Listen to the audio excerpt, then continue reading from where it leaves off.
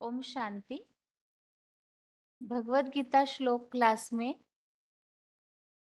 आज के टेस्ट के लिए श्लोक नंबर है 17वें अध्याय का 14वां श्लोक, अध्याय 17 का श्लोक नंबर 14 और 13वें अध्याय का 32वां श्लोक, अध्याय 13 का श्लोक नंबर 32। और श्लोक के लिए जो पॉइंट्स हमने सुने हैं वो पॉइंट्स बताइए दीदी। हाँ जी। हाँ दीदी, ओम शांति। 24-5-68 roll number. पहले मैं श्लोक पढ़ती हूँ। द्वे द्विज गुरु प्राज्ञ पूजनम शौचम आर्जवम ब्रह्मचर्यम अहिंसा च शारीरम तप उच्यते। तो इसमें बताया है बाबा ने कि पहले पुरुषोत्तम संगम के संसार में गुरुता प्राप्त देव द्विज गुरु विशेष ज्ञानी का पूजन शुद्धता सरलता मन वचन और कर्म से भी ब्रह्मचर्य और श्रेष्ठ या क्षुद्र प्राणी की भी हिंसा न करना दैहिक तप कहा जाता है। मन बुद्धि से स्टार आत्मा की एकाग्रता का तप अलग बात है। तो इसमें बताया है कि पहले तो विसीडी 266 में प्यूरिटी का फाउंडेशन भी कहाँ से शुरू होता है? मन से, बुद्धि से। बुद्धि में पक्का फाउंडेशन अगर बैठ जाए कि दृढ़ निश्चय हो जाए कि सब अब हमें मनसा वाचा और कर्मणा कोई भी प्रकार की इनप्योरिटी नहीं लानी है, तो आत्मा सुखमय हो जाएगी। सुख काहे से आता है? प्यूरिटी से, और दुख आता है इम्प्योरिटी से। फिर कहा कि विसीडी 400 में कि अव्यक्त वाणी में महाशिवरात्रि के दिन व्रत रखते हैं। ये व्रत भक्ति मार्ग में तो एक दिन के व्रत रखते हैं, और हमारा व्रत है 21 जन्म के लिए। तो कल्प में वो एक बार हम व्रत लेते हैं। तो कहते हैं कि 21 जन्म मन वचन और कर्म से पवित्र दृष्टि, पवित्र वृत्ति, पवित्र कृति, पवित्र जीवन, वाइब्रेशन मात्र भी अशुद्धता न हो। पवित्रता ही हमारा जीवन बन गया। तो पवित्रता ब्रह्मचर्य व्रत नहीं, लेकिन आहार, संस्कार, स्वभाव से व्यवहार, मन वचन और कर्म सब कुछ पवित्र। तो जो काम का महाभूत का व्रत लिया है और चार का भी कहा कि लिया है। तो जो क्रोध का व्रत लिया है, तो इस नंबर में क्रोध का अगर दूसरे नंबर में है तो कोई भी हर्जा नहीं। जो समझते हैं उनको, उनके बाल बच्चे पीछे है, क्रोध की भी फीलिंग न हो। तो स्वप्न में भी उसको नहीं आना चाहिए। तो मनसा में भी उसका अंश न हो। तो कर्मणा में तो के दूर की बात है।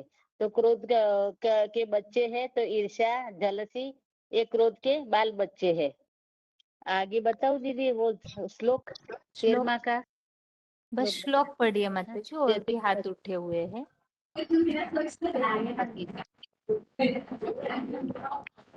ओम शांति दीदी। यथा सर्वगतं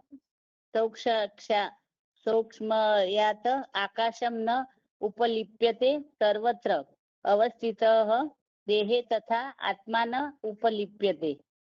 तो जैसे सर्वगामी महान आकाश आत्मवत अणुरणियान समनुस्मरेत, गीता के 8वें अध्याय के 9वां श्लोक में कि जैसा सूक्ष्म होने से उपलब्ध नहीं होता, कुछ भी पकड़ नहीं आता, उसी तरह शरीर में सब जगह योग ऊर्जा से स्थित हुआ सूक्ष्म ज्योतिर्बिंदु परम प्लस आत्मा रूप परमाकाश उपलब्ध नहीं होता। ओम शांति दीदी। हाँ ओम जी, शांति दीदी। हाँ जी बताइए। 20354 बाबा बिजली नंबर 1027। या तो बोल में भी दरकार नहीं है, घर में भी बात करो तो सूक्ष्म से बात करो। ये आदत पड़ जानी चाहिए। दो आपस में बोलते हो तो इससे को आवाज नहीं न जाए, नहीं तो क्या करते हैं, बात दो करते हैं, कर रहे हैं और आवाज सड़क तक जाए, इतनी एनर्जी वेस्ट करने की दरकार नहीं। आवाज न हो तो कम बोलो, धीरे बोलो और मीठा बोलो। तो बच्चों में भी भाषा की शुद्धता बहुत होनी चाहिए। हर एक बातों में शुद्धता चाहिए। कर्मेंद्रिय कर्म भी शुद्धता होनी चाहिए और भाषा दृष्टि में भी शुद्धता होनी चाहिए। भाषा भी बहुत अच्छी शुद्धता होनी चाहिए। कर्मेंद्रियों की कर्म करे तो शुद्धता होनी चाहिए। मनसा में भी जो वाइब्रेशन निकले उसमें भी शुद्धता होनी चाहिए। दीदी श्लोक पढ़ो दीदी। Hello hello.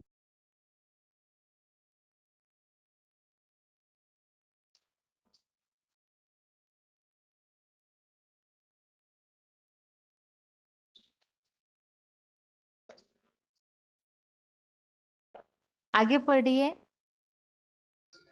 आगे बताइए माता जी। राजा खेड़ा 28,563। हाँ दीदी, ओम शांति। दी मुरली पॉइंट है, हिंसा ना करना। भगवान जब आते हैं तो बच्चों को भी युक्ति सिखाते हैं कि सांप भी मर जाए और ना मर जाए लेकिन लाठी ना टूटे। और जो धर पिताएं आते हैं और लड़ाई झगड़ा करा देते हैं, महामारी हो जाती है, तो बाप आते हैं तो कोई प्रकार की महामारी नहीं करना चाहते।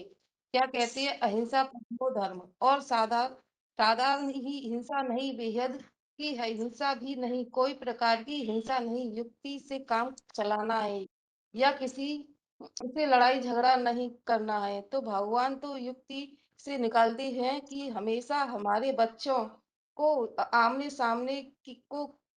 आमने सामने कोई प्रकार की देवान की बाहुबल की लड़ाई ना लड़नी पड़े, कोई प्रकार का खून खराबा ना होने पाए। यानी इसमें बता दें कि कोई भी प्रकार की हिंसा ना करना, यह दैहिक तप कहा जाता है। और श्लोक है, देव द्विज गुरु प्राज्ञ पूजनम शौचम आर्जवम ब्रह्मचर्य अहिंसा च शारीरम तप उच्यते। और तेरे का 32वां है, यथा सर्वगतम शौचम यात आकाशम न उपलिप्यते सर्वत्र अविस्थितम स्तथा देह तथा आत्मना उपलिप्यते। ओम शांति। ओम शांति बहन जी। Hello hello. हाँ जी, बताइए माता जी। पहला श्लोक बताए बहन जी। 70 अध्याय का 40 श्लोक है। देव द्विज गुरु प्राज्ञ पूजनम शौचम आर्जवम ब्रह्मचर्यम अहिंसा च शरीरम तप उच्यते। तो श्लोक सरलता की, ये सरलता चित्त होने होते हैं। वो मन में कटलता हुई ज्ञान धन नहीं होती है। मन वचन कर्मणा से ब्रह्मचर्य पवित्र करना है। मन में शुद्ध संकल्प, वाचा से शुद्ध संकल्प, ज्ञान युक्त वचन निकले, व्यवहार कटु वचन नहीं निकले। कर्मों में पवित्रता, ब्रह्मचर्य और विचारी भावना होना चाहिए। ब्रह्म आचरण किया वैसे आचरण करना, हिंसा न करना। भगवान आकर के अहिंसा का मार्ग बताते हैं। वो शुद्धता भी सूक्ष्म शुद्धता के लिए तपस्या, एडवांस नॉलेज के अनुसार इंद्रियों को कंट्रोल करने की आत्मा की स्थिति, एकाग्र का तप, मन बुद्धि स्वे आत्मिक स्टार आत्मा की एकाग्रता तप अलग बात है। शरीर के तपस्या भक्ति मार्ग के हठ योग करके अलग अलग प्रकार की तपस्या करते हैं। दैहिक तपस्या की देव द्विज गुरु विशेष ज्ञान पूजन का करते हैं। ये भक्ति मार्ग में बात नहीं है। आत्मा विशेष आत्मा है। रिगार्ड शुद्धता, सरलता, वो मन वचन कर्म सब बातों से शुद्धता होनी चाहिए। शुद्धता सफाई के शारीरिक सफाई नहीं करते हैं। वो विचारों में शुद्धता, मन वचन कर्म से तीनों बातों में शुद्धता होनी चाहिए। श्लोक बताए बहन जी 30 श्लोक में। द्रेव 30 श्लोक में 22 श्लोक। यथा सर्वगतम सौक्षायत आकाशम न उपलिप्यते सर्वत्र अवस्थित देही तथा आत्मान उपलिप्यते। जैसे सर्वगामी महान आकाश आत्मवत अनोरणीयसम 8 अध्याय में 9 श्लोक में सुख होने से उपलब्ध नहीं होता, कुछ भी पकड़ नहीं आता। उसी तरह शरीर में सब जगह योग ऊर्जा स्थिति होना, सूक्ष्म ज्योति बिंदु परम आत्मा रूप परमाकाश उपलब्ध होना चाहिए। ये परमपिता योग ऊर्जा से आकाश में सब में उपस्थित हो जाता है। नंबरवार पुरुषार्थ अनुसार पकड़ में नहीं आता। याद की स्थिति है उसे कोई समझ नहीं पाता है। तो बाबा को हम अलग अलग पॉइंट में द्वारा समझा, जैसे बच्चों को समझ करते हैं। सर्विस करने वालों को इस बात को अहंकार आता है। वास्तव में तमो प्रधान आत्मा सेवा नहीं सकते हैं। बाप दादा उनमें प्रवेश करके सेवा करते हैं, लेकिन प्रवेशता की बात कोई दे नहीं सकता है। बाप को पता नहीं है। योग ऊर्जा से जितना जितना याद करते हैं उतना उतना बाप के साथ अपने अपने अनुभव बात की है। सूक्ष्म ज्योति बिंदु परमात्मा है। सूक्ष्म होने के कारण पकड़ में नहीं होना, उपलब्ध नहीं होता। योग ऊर्जा से याद की शक्ति द्वारा स्वतः ही है स्थिति होती आगे है। बताइए माता जी। हाँ जयपुर। हाँ ठीक है, थैंक यू दीदी। ओम शांति। बाबा 17 का 14 श्लोक बाबा बोलते हैं हिंसा नहीं करना है। VCD नंबर है 596। जब भगवान बाप आते हैं तो हम बच्चों को क्या युक्ति सिखाते हैं कि सांप भी मर जाए लाठी भी नहीं टूटे, और दूसरे धर्म पिताएं क्या सिखाते हैं, मारम मारी। तो बाप आके ऐसा सिखाते हैं कि हमें कोई भी मारम मारी नहीं करना है। इस तरह वसुदेव कुटुंब सारी दुनिया ये सब भगवान बाप के बच्चे हैं। और अहिंसा परमो धर्म, मतलब साधारण हिंसा भी नहीं करनी और बेहद की हिंसा भी नहीं करनी।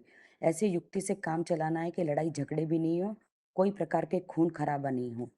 तो ये सिखाते कि हिंसा हमें किसी भी तरह की नहीं करनी। और दूसरा है कि इस पूरे श्लोक में भगवान ये सिखाते हैं कि जो श्रेष्ठ आत्मा है जैसे देव द्विज गुरु, उनका हमको रिगार्ड करना है। शुद्धता मतलब कि क्या, कि वाचा मनसा वाइब्रेशन। यहाँ शुद्धता की बात कैसे है कि भाई हम बाहर से नहाते हैं धोते हैं, शरीर की शुद्धता तो कर लेते हैं, पर हमारे वाइब्रेशन अच्छे नहीं होंगे तो फिर वो मतलब नहीं है, अंदर की शुद्धता तो नहीं कही जाती ना। तो भगवान बापा के ये सिखाते हैं कि मुरलियों में कि मन वचन कर्म वाइब्रेशन वो शुद्धता होनी चाहिए। उसको बोलते हैं अव्यभिचारी भावना। और जो सरल दिल के होंगे वो भगवान को रोज अपना पोता मैल दिखाएंगे, जो भी हमारी कमी कमजोरी वो अपनी सब सर्व बात बताएंगे बाबा को। हेलो, संस्कृत। हेलो। हाँ जी हाँ माता जी पढ़िए। हाँ, देव द्विज गुरु प्राज्ञम पूजम सोचम आर्जवम ब्रह्मचर्य अहिंसाम च शारीरम तप उच्चयन्ते। ठीक। ओम शांति। उच्चयन्ते नहीं, उच्चते। हाँ उच्चयते, हाँ ठीक है। ओम शांति। हाँ जी आगे बताइए माता जी। हाँ दीदी, ओम शांति।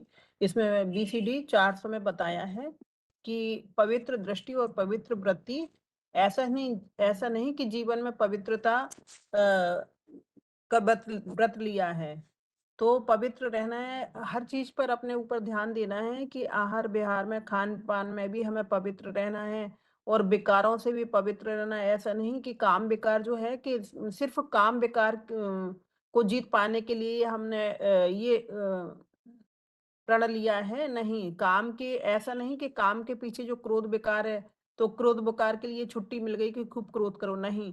तो हमें जो 5 विकार है, पांचों के ऊपर हमें जीत पानी है, तभी हम कहलाएंगे कि हम पवित्र हैं, शरीर से भी और आत्मा से भी। फिर श्लोक है अध्याय 13 का 31वां श्लोक है। अनादित्वात् निर्गुणत्वात् परमात्मा अयम व्ययः शरीरस्थः अपि कौन्तेय न करोति न लिप्यते। और अध्याय 17 का है 14वां श्लोक है।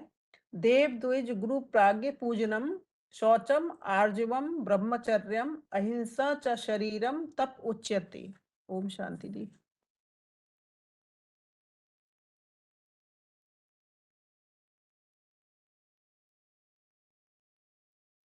आगे बताइए पटना के माता जी। बोलो। पटना के माता जी। अच्छा, 12,983। हाँ जी, बताइए। हाँ हाँ दीदी, शुद्धता के लिए पॉइंट है दीदी। हम घर में भी बातचीत करते हैं तो थोड़ी थोड़ी करनी चाहिए, धीरे करनी चाहिए, धीरे बोलनी चाहिए, मीठी बात करनी चाहिए।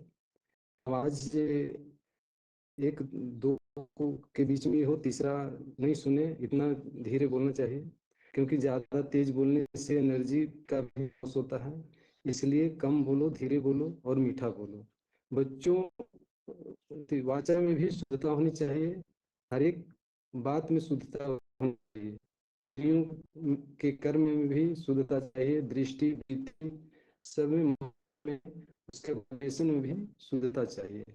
ऐसी शुद्धता होनी चाहिए। और श्लोक है दीदी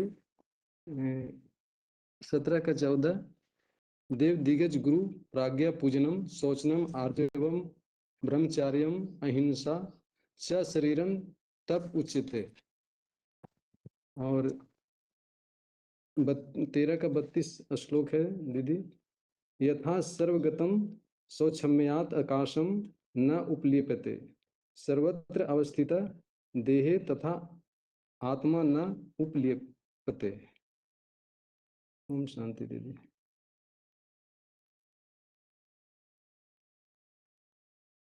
आगे फोन जिनका अनम्यूट हो रहा है, श्लोक पढ़िए 17वें अध्याय के।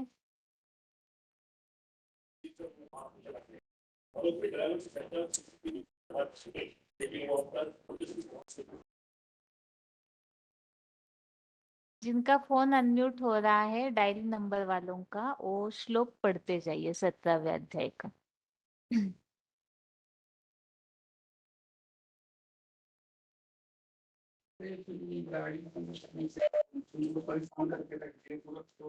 पेज 658 माता जी।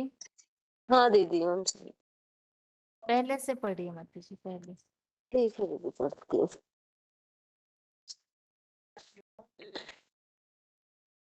किताब खोल के रखिए सभी अपना, नहीं तो फिर समय जाता है उतना। खुला है दीदी। अर्जुन उवाच ये शास्त्र विधम उत्सृज्य यजन्ते श्रद्धया अन्विताः तेषां निष्ठा तु का कृष्ण सत्वम अहो रजः तमः। श्री भगवान उवाच त्रिविधा भवन्ति श्रद्धा देहिनं सा स्वभावजा सात्विकी राजसी चैव तामसी च इति मां शृणु। सत्वानुरूपा सर्वस्य श्रद्धा भवति भारत। श्रद्धा मया अयं पुरुषो यो यच्छाद्रः स एव सः।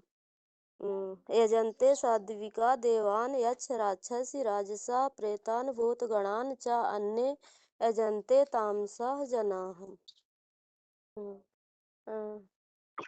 आशा शस्त्र विहितं घोरं तपन्ते ते तपो जनाः दम्भा हडकार संयुक्ताः कामरागबलान्विताः कर्षयन्तः शरीरस्थं भूतग्रामम् अचेतसा मां चैव अन्तः शरीरस्थं तान् विद्धि असुरा निश्चयान्।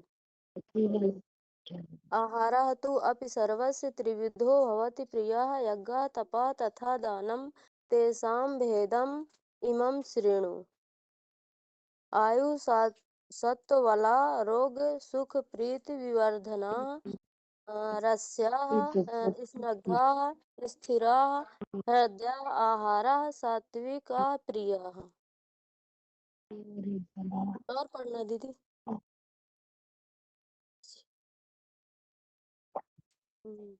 आगे पढ़िए जिनका फोन अनम्यूट है।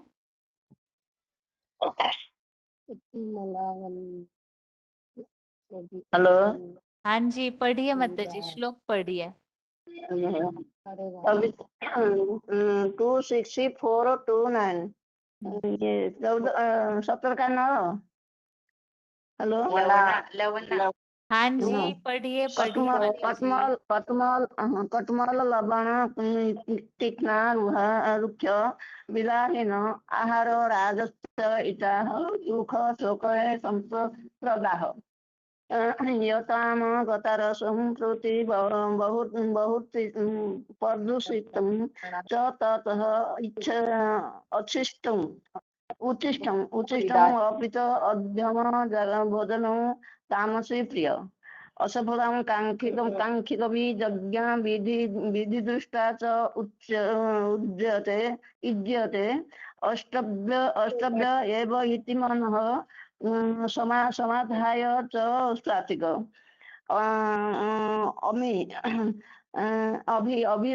अभिसन्ध्याय तु फलं दम्भार्थ अपि चैव यत् युज्यते भरतश्रेष्ठ तं यज्ञं विधि राजसं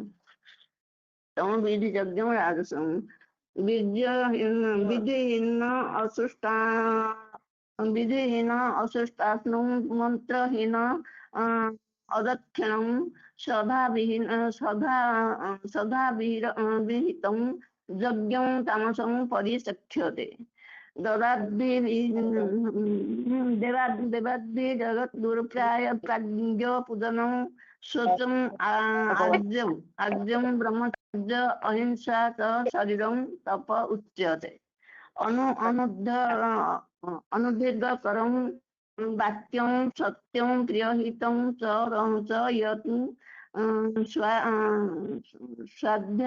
स्वाध्याय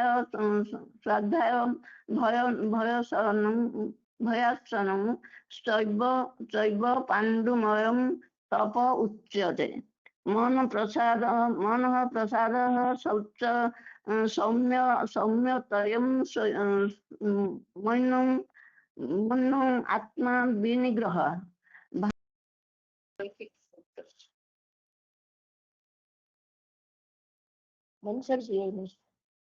नहीं उसकी लाइन कट हुई शुद्धि कधी लाइन कट इतर शिकायला ते सगळं बंद होईल नाही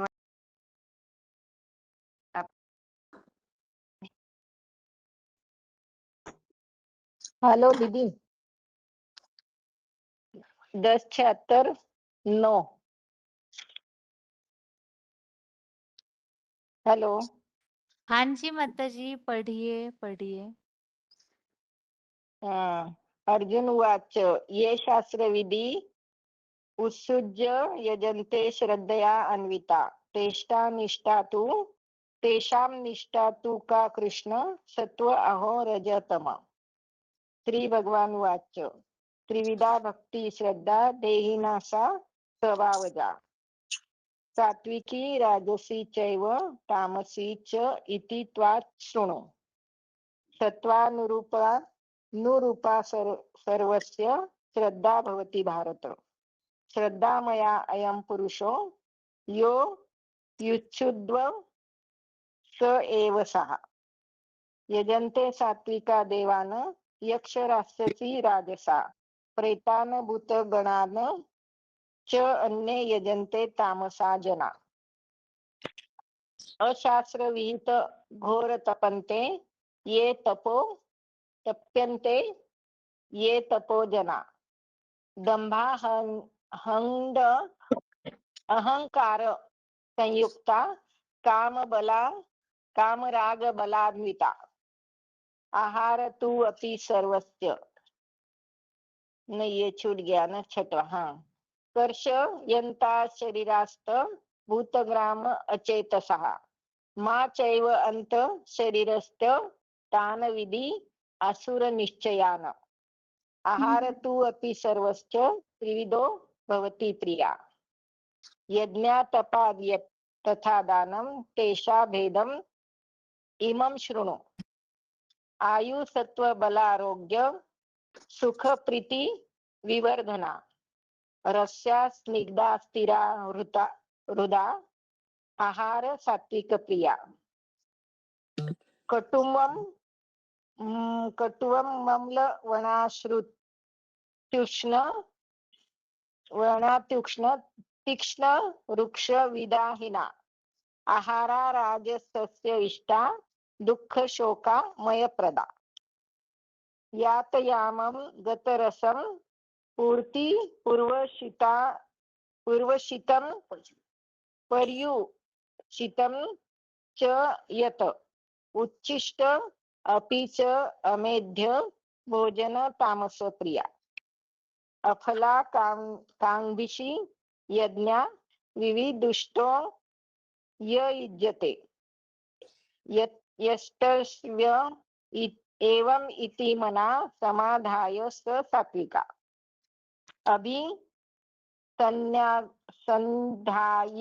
अभिसंधाय तु फलं दर्भाय अपि चैव यत युज्यते भरत श्रेष्ठ त्वम यज्ञ विद्वि राजसा। ठीक है माता जी, आगे पढ़िए। इंदौर। सारे श्लोक पढ़ना है क्या? हम्म, सारे श्लोक पढ़ना है? हाँ शुरू से पढ़िए, 10 श्लोक तो पढ़िए। जी।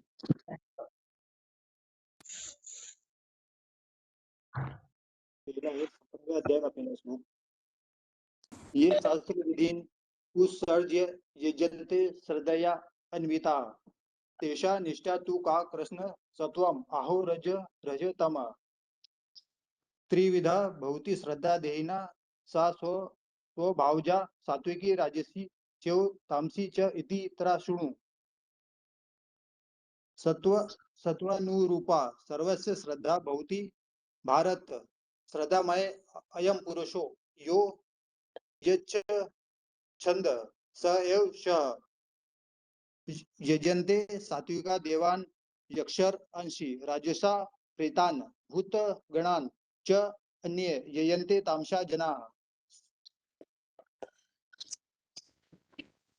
अशास्त्र विहित घोरम तपयन्ते ये तपो जनाः दंभा हडकार संयुक्ता कामरा गबलावंतिता कश्यंत शरीरस्थम भूतग्राम अचेतस मां चेवंत शरीरस्थम तान विद्धि असुर निश्चयान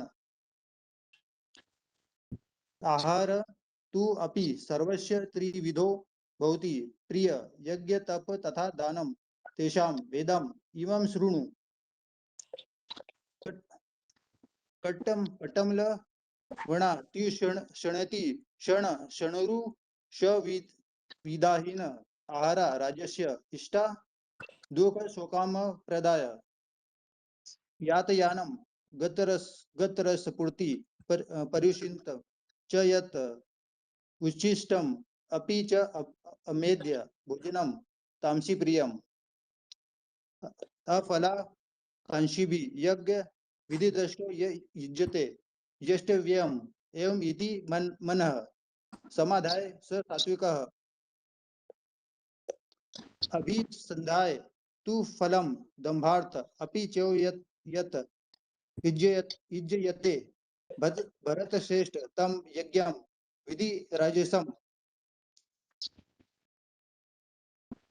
विधिहीनम अष्टशस्त्रांत मंत्रहीनम अदशिनम श्रद्धा वीर हिंतम यज्ञम तामसम परिचक्षते देव द्विज गुरु प्राज्ञ पूजम शोचम आर्जव ब्रह्मचार्यम अहिंसा च शरीरम तप उच्यते अनुद्वेगकर वाक्यम सत्यम प्रिय हिंद च यत स्वाध्याय या भयसन चो वाडमय तप उच्यते मन प्रसाद सौम्यतो मोन आत्म विनिग्रह भाव संशुद्धि इति एतत् तप मानस उच्यते श्रद्धया परया तप्तम तप तत् त्रिविधम नरे अफलाकांक्षिभि युक्ते सात्विक परिचक्षते सत्कार मान पूजार्थ तपो दंभेन चेव यत क्रियते तव इह प्रोक्तम राजसम चलम अध्रुवम मूढ़ग्राहेण आत्मनं यत् पीडिया क्रियते तप परस्य उत्साधनार्थ वा तत् तामसम ठीक है, उदाहरत थोड़ा सा वो प्रैक्टिस कीजिएगा आप श्लोक जी। उच्चारण। आगे पढ़िए महासमुंद 24-338। अर्जुन उवाच ये शास्त्रविधिमुत्सृज्य यजन्ते श्रद्धयान्विता तेषां निष्ठा तु का कृष्ण सत्तम आहो रजः तम। श्री भगवान उवाच त्रिविधा भवति श्रद्धा देहिनां सा स्वभावजा सात्विकी राजसी चैव तामसी च इति तां शृणु। सत्त्वानुरूपा सर्वस्य श्रद्धा भवति भारत श्रद्धामय अयं पुरुषो यो यच्छ्रद्ध स एव सः। यजन्ति सात्विका देवान् यक्षरक्षांसि राजसा प्रेतान् भूतगणान् च चान्ये यजन्ते तामसा जनाः। अशास्त्रविहितं तु घोरं तप्यन्ते जे तपो जनाः दम्भाहंकार संयुक्ताः कामरागबलान्विताः। कर्षन्त शरीरस्थं भूतग्रामम् अचेतसः मां चैवन्त शरीरस्थं तान् विद्धि आसुर निश्चयान्। आहार तु अपि सर्वस्य त्रिविधो भवति प्रह यज्ञ तपः तथा दानं तेषां भेदम् इमं शृणु। आयुसत्वबलारोग्य सुखप्रीति विवर्धनः रस्याः स्निग्धा स्थिरा वृद्ध्या आहारा सात्विकप्रियाः। कटुम्ल लवणातिष्ण तीक्ष्णरुक्ष विदायिन आहार राजसश्रेष्ठा दुःखशोकमय प्रदाः। यातयामं गतरसं पुति पर्युषितं च यत् उच्छिष्टमपि चामेध्यं भोजनं तामसप्रियम्। अपराकाङ्क्षिभिः यज्ञः विधिदृष्टो य युज्यते यष्टव्यम् एव इति मनः समाधाय सात्विकः। अभिसन्धाय तु फलं दम्भार्थम् अपि चैव यत् युज्यते भरतश्रेष्ठ तं यज्ञं विद्धि राजसम्। विधिहीनं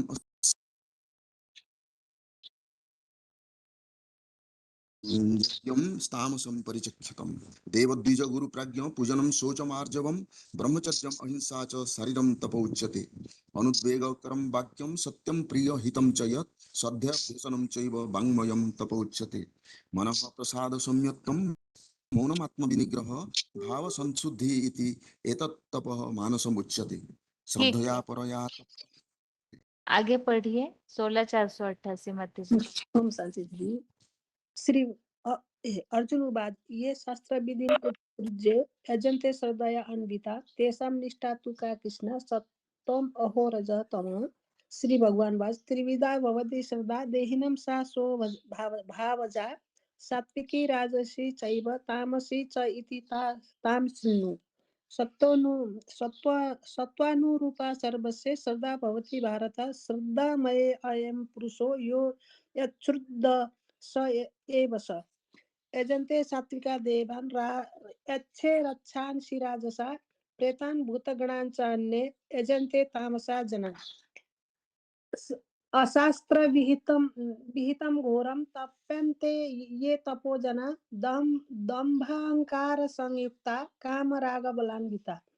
कर्षयन्त शरीरस्थ भूतग्राम अचे तस मां चैव अन्त शरीरस्थं तान् विद्धि असुर निश्चयात्। आहार तु अपि सर्वस्य त्रिविधो भवति प्रिय यज्ञे तप तथा दानं तेषां वेदम् इमं शृणु। आयु सत्व बलारोग्ये सुख प्रीति विवर्धना रस्या स्निग्धा स्थिरारिद्धा आहारा सात्विक प्रिय। कट्बम्ल लवणा तृष्णा तीक्ष्णरुचे विदानिता हीन आहारा राजसस्य इष्टा दुःख शोकमया प्रदा। यामं गतरसं पुति पर्युषितं च यत् उच्छिष्टम् अपि च अमेध्यं भोजनं तामसप्रिय। अफलाकाङ्क्षिभिः यज्ञे विधिदृष्टो युज्यते यष्टव्ये एत इति मनः समाधाय स सात्विका। अभिसन्ध्याय तु फलं दम्भार्थम् अपि चैव यत् युज्यते भारत श्रेष्ठ तं यज्ञे विधि राजसम्। विधिहीनम् अशिष्टान्नं मंत्रहीनम् अदक्षिणा विरहितं यज्ञे तामसा परिचक्षते। देवद्विज गुरु प्राज्ञे पूजनं शौच आर्जवं ब्रह्मचार्य अहिंसा च शरीरं तप उच्यते। इतना है दीदी। 14 तक। आगे पढ़िए। ओम शांति। हाँ जी। अर्जुनवाच जो शास्त्र विधि उत्सर्ज जजन्ते श्रद्धावान्विता तेषां निष्ठा तुका कृष्ण सत्यं अहो रजतम। श्री भगवान वच त्रिविधा भवति श्रद्धा देहिनां स स्वभावजा सात्विकी राजसी चैव तामसी च इति मां शृणु। सत्वानुरूपा सर्वस्य श्रद्धा भवति भारत श्रद्धामय अयं पुरुष ज इच्छस स एव स जजन्त सात्विक देवान् जक्ष रक्षसी राजसां प्रेतान् भूतान् गणश्चैव जजन्ते तमसा शास्त्र विहितं घोरं तप्यते ये तपो जना दंभ अहंकार संयुक्ता कामराग बलान्विता कर्षयन्त शरीरस्थ भूतग्राम अचेतस मां चैव अंतशरीरस्थ तान् विद्धि आसुर निश्चयान्। आहार तु अपि सर्वस्य त्रिविध भवति प्रिय यज्ञ तपो तथा दानं तेषां भेदं इमं शृणु। आयुसत्व बलारोग्य सुख प्रीति विवर्धना रस्य स्निग्ध स्थिर हृदय आहार सात्विक प्रिया कट्ट अम्ल लवण तृष्ण तीखारुक्ष विदाहीन आहार राजस्य इष्टा दुख सुखमय प्रदा यातयामं गतरसं पूर्ति पर्युषितं च यत् उच्छिष्ट अपि च अमेध्य भोजनं तामस प्रिय अपला कांक्षी यज्ञ विधिद्रष्ट जयुज्यते जष्टव्य इतिमे मन समाधाय स सात्विक अभिसंधाय तु फलं दंभार्थ अपि च यत् इज्यते भरतश्रेष्ठ तं यज्ञ विधिराजसं विधिनं असृष्टानं मंत्रहीनं अदक्षिणं श्रद्धा रहितं यज्ञं तामस परिचक्ष्यते देवदीज गुरुप्राज्ञं पूजनं शौच आर्जवं ब्रह्मचर्य अहिंसा च शरीरं तप उच्यते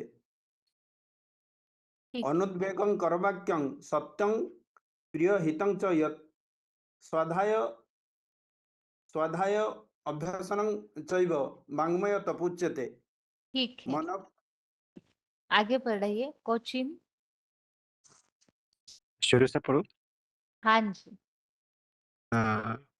ये शास्त्र विधिमुत्सृज्य यजन्ते श्रद्धयान्विताः तेषां निष्ठा तुका कृष्ण सत्त्वमाहो रजस्तमः त्रिविधि श्रद्धा देहिना सा स्वभावजा सात्विकी राजसी चैव तामसी चेति तां शृणु।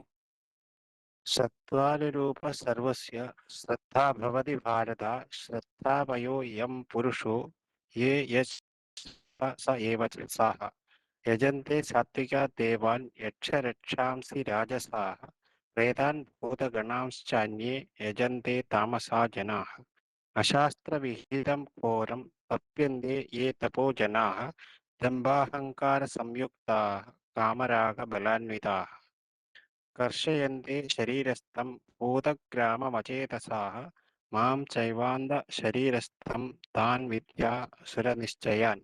आहारस्त्वपि सर्वस्य त्रिविधो भवति प्रिया यज्ञस्तपस्तथा दानं तेषां भेदमिमं शृणु।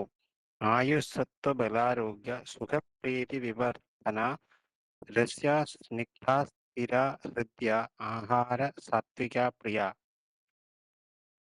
कड्वाम्ललवणोत्युष्ण तीक्ष्णरूक्ष विदाहिना आहार राजसस्येष्टा दुःखशोकमयप्रदाः यातायामं गतरसं बोधिपरीक्षितं च यत् उच्छिष्टमपि चामेत्यं भोजनं तामसप्रियम् अफलाकाङ्क्षिभिर्यज्ञो विधिद्रष्टो य युज्यते यष्टव्यमेवेति मनः समाधाय स सात्विका अभिसन्धाय तु फलं दम्भार्थमपि चैव यत् युज्यते भरतश्रेष्ठ तं यज्ञं विद्धि राजसम् वित्तिहीनम् असृष्टान्नं मन्त्रहीनम् अदक्षिणं श्रद्धाविरहितं यज्ञं तामसं परिचक्ष्यते देवदिजगुरुप्राज्ञा भोजनं शौचमार्जवं ब्रह्मचर्यमहिंसा च शारीरं तप उच्यते।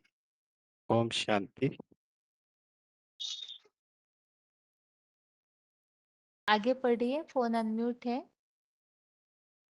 हेलो। हाँ जी। अर्जुन उवाच रोल नंबर बताइए 5321 जी। हाँ 5321, हाँ जी बताइए। 5321 हाँ जी अर्जुन उवाच ये शास्त्र विधिं उत्सृज्य जजन्ते श्रद्धया अन्विता तेषां निष्ठा तु का कृष्ण सत्त्वम् आहो रजो तमः। श्री भगवान उवाच त्रिविधा भवति श्रद्धा देहिनां स्वभावजा सात्विकी राजसी चैव तामसी च इति मां शृणु।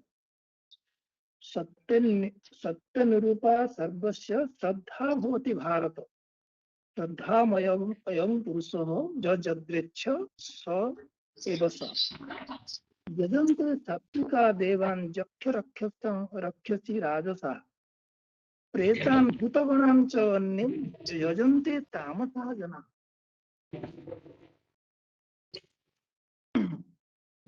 अशास्त्र विहितं घोरं तपन्ते च तपो जनाः दम्भा अहंकार संयुक्तः काम राग बलान्विताः कर्षयन्तः शरीरस्थं भूतग्रामम् अचेतसः मां चैव अन्तः शरीरस्थं तान् विद्धि असुरी निश्चया। आहारः तु अपि सर्वस्य त्रिविधो भवन्ति प्रिय यज्ञतपः तथा दानं तेषां भेदम् इमं शृणु। आयुषत्व बलारभ्य सुखम प्रीति विवर्धना रस्या सिग्ना स्थिरा शुद्ध्या सुधा आहारः सात्विक प्रिया कटु अम्ल लवणात् अतिष्ण अतितीक्ष्ण रुक्ष विदाहिन आहारः राजस्य इष्टा दुःख शोको काम प्रदा यतयामं गतरसं पूतिं पर्युषितं च यत् उच्छिष्ट अपि च अमेध्यं भोजनं तामस्य प्रियम्। अपराकांक्षिभिः यज्ञं विद्धि दृष्टो युज्यते जष्टव्यं ज इति मनः समाध्याय च सात्विकः। अभिसंधाय तु फलं दम्भार्थम् अपि चैव यत् युज्यते भरतश्रेष्ठ तं यज्ञं विधि राजसम्। विधिहीनम् असृष्टान्नं मंत्रहीनम् उदाक्षिणं श्रद्धा विरहितं यज्ञं तामस परिचक्षत। देवद्विज गुरु प्राज्ञं पूजनं शौर्य आर्जवम् ब्रह्मचर्य अहिंसा च शरीरं तपोच्यते।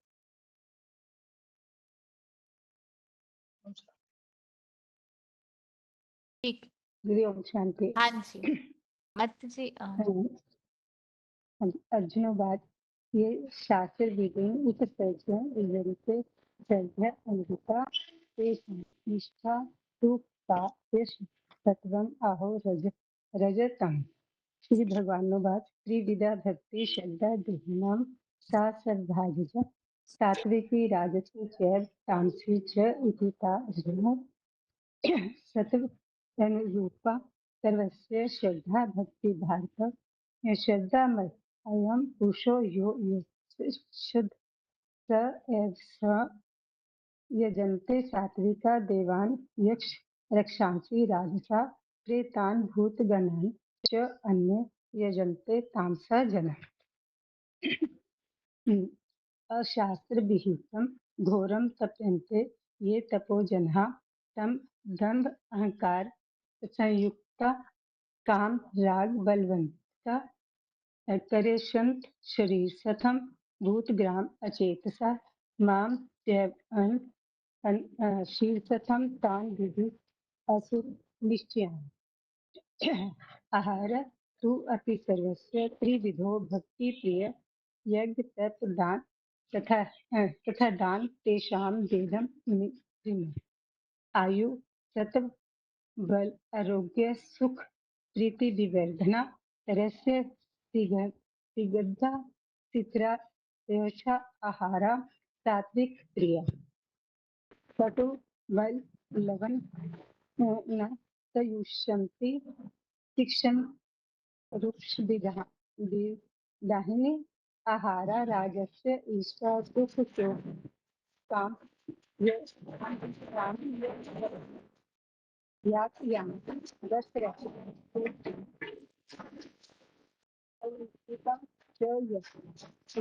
उचितम अपि च अमेध्यम भोजनम ताम क्रियम अकला आकांक्षी यक्ष दिति देशो उच्यते यस्य इति मना समाधाय च सात्विका अभिसंधाय तु फलम दम्भः अतिचर्यत युजते भरत शेष तम यदम विधिराजसम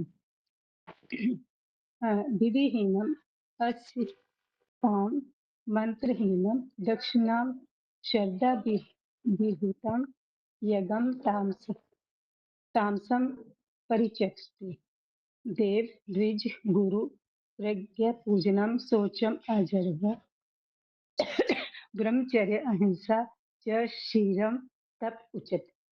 ओम शांति।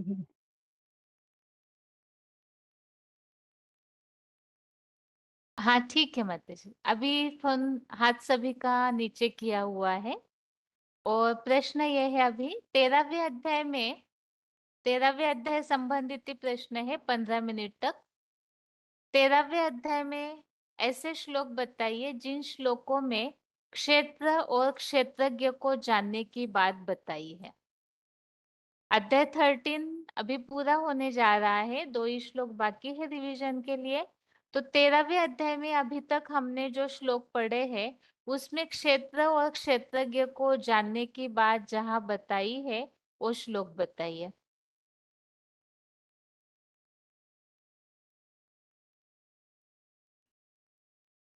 हाँ जी बताइए। 17605 जबलपुर डायलिंग नंबर से किसी का अनम्यूट किया है, बताइए। 13 का 1 है बहन जी। यह तेरा मुकर्रर शरीर क्षेत्र इस नाम से कहा जाता है। इसको जो जानता है उसको वह विद्वान क्षेत्र का ज्ञाता ऐसे कहते हैं। और 13 का 2 भी है। क्षेत्रज्ञम च अपि माम विद्धि सर्व क्षेत्रेषु भारत क्षेत्र क्षेत्रज्ञो ज्ञानम यत् तत् ज्ञानम मतम। यह भरतवंशी सारे शरीर रूप में अर्थ क्षेत्र नहीं पढ़िए, लेट हो जाएगा। जी, आगे और बताइए और कोई श्लोक। 13 का 34 भी है बहन जी। क्षेत्र क्षेत्रज्ञ एवं अंतरम ज्ञान चक्षुषा भूत प्रकृति मोक्षम च ये विदु यान्ति ते परम। ठीक है, छोटे अध्यात्म फोन से ज्ञान नित्य बताइए। डायल नंबर से जो जुड़े हैं, अध्यात्म बताइए। अध्यात्म ज्ञान नित्य तत्वम तत्वदर्शनार्थम एतद् ज्ञानम इति प्रोक्त अज्ञानम यत अत अन्यथा। रिवीजन और वाला इति श्लोक क्षेत्र का तथा उच्चारण अच्छा होना चाहिए। इति क्षेत्रम तथा ज्ञानम ज्ञेयम समासत मदभक्त एतत् विज्ञाय मदभावाय उपपद्यते। आगे पढ़िए।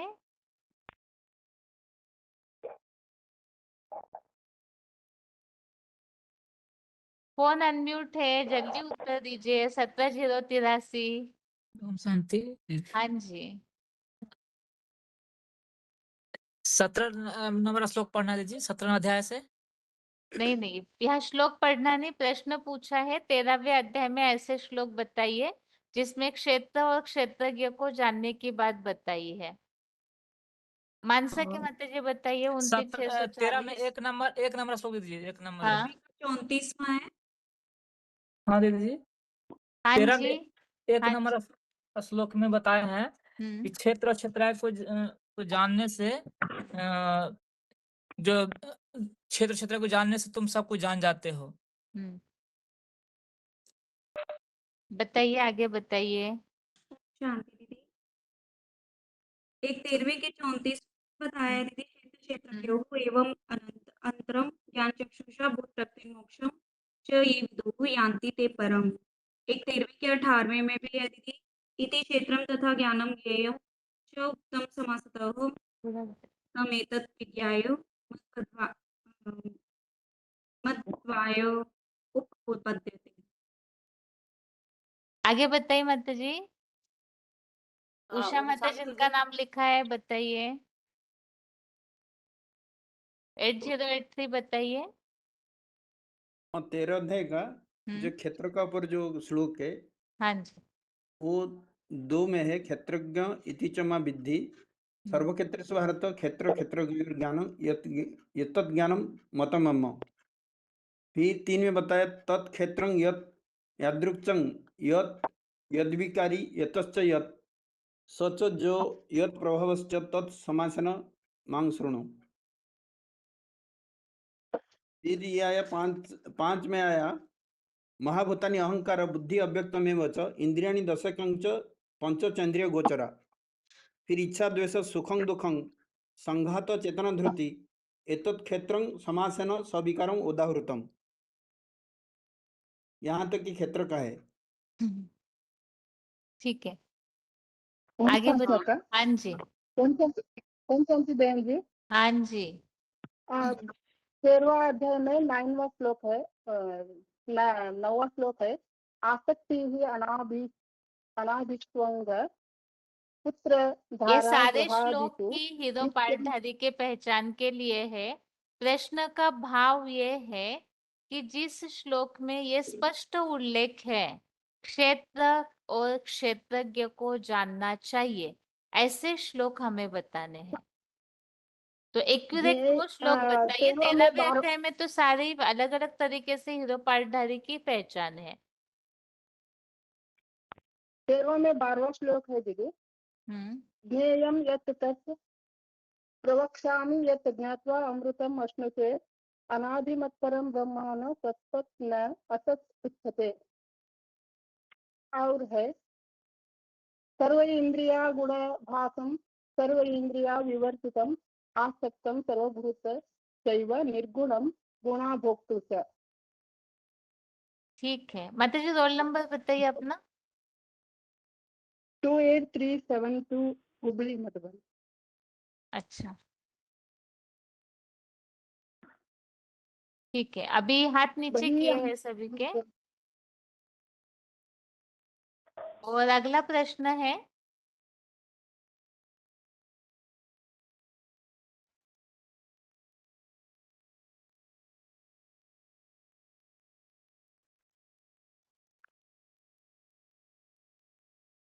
क्षेत्र और क्षेत्रज्ञ को जानने की बात आई है, तो इसी तरह से उन्हें कैसे जानना चाहिए, इस प्रसंग में जो श्लोक आए हैं वो बताइए।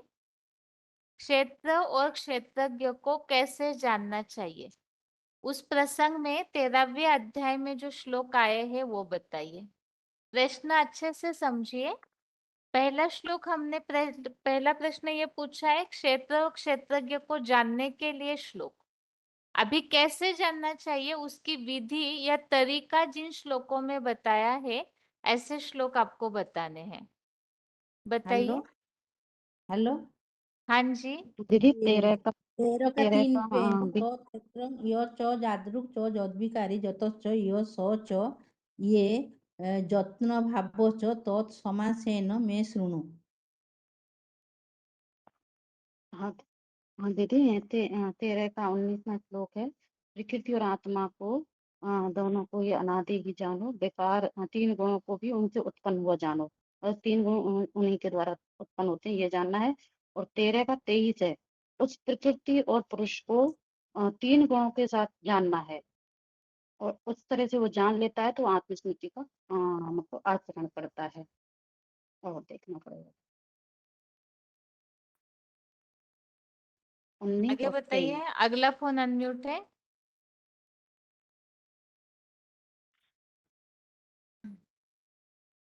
हेलो। हाँ जी बताइए।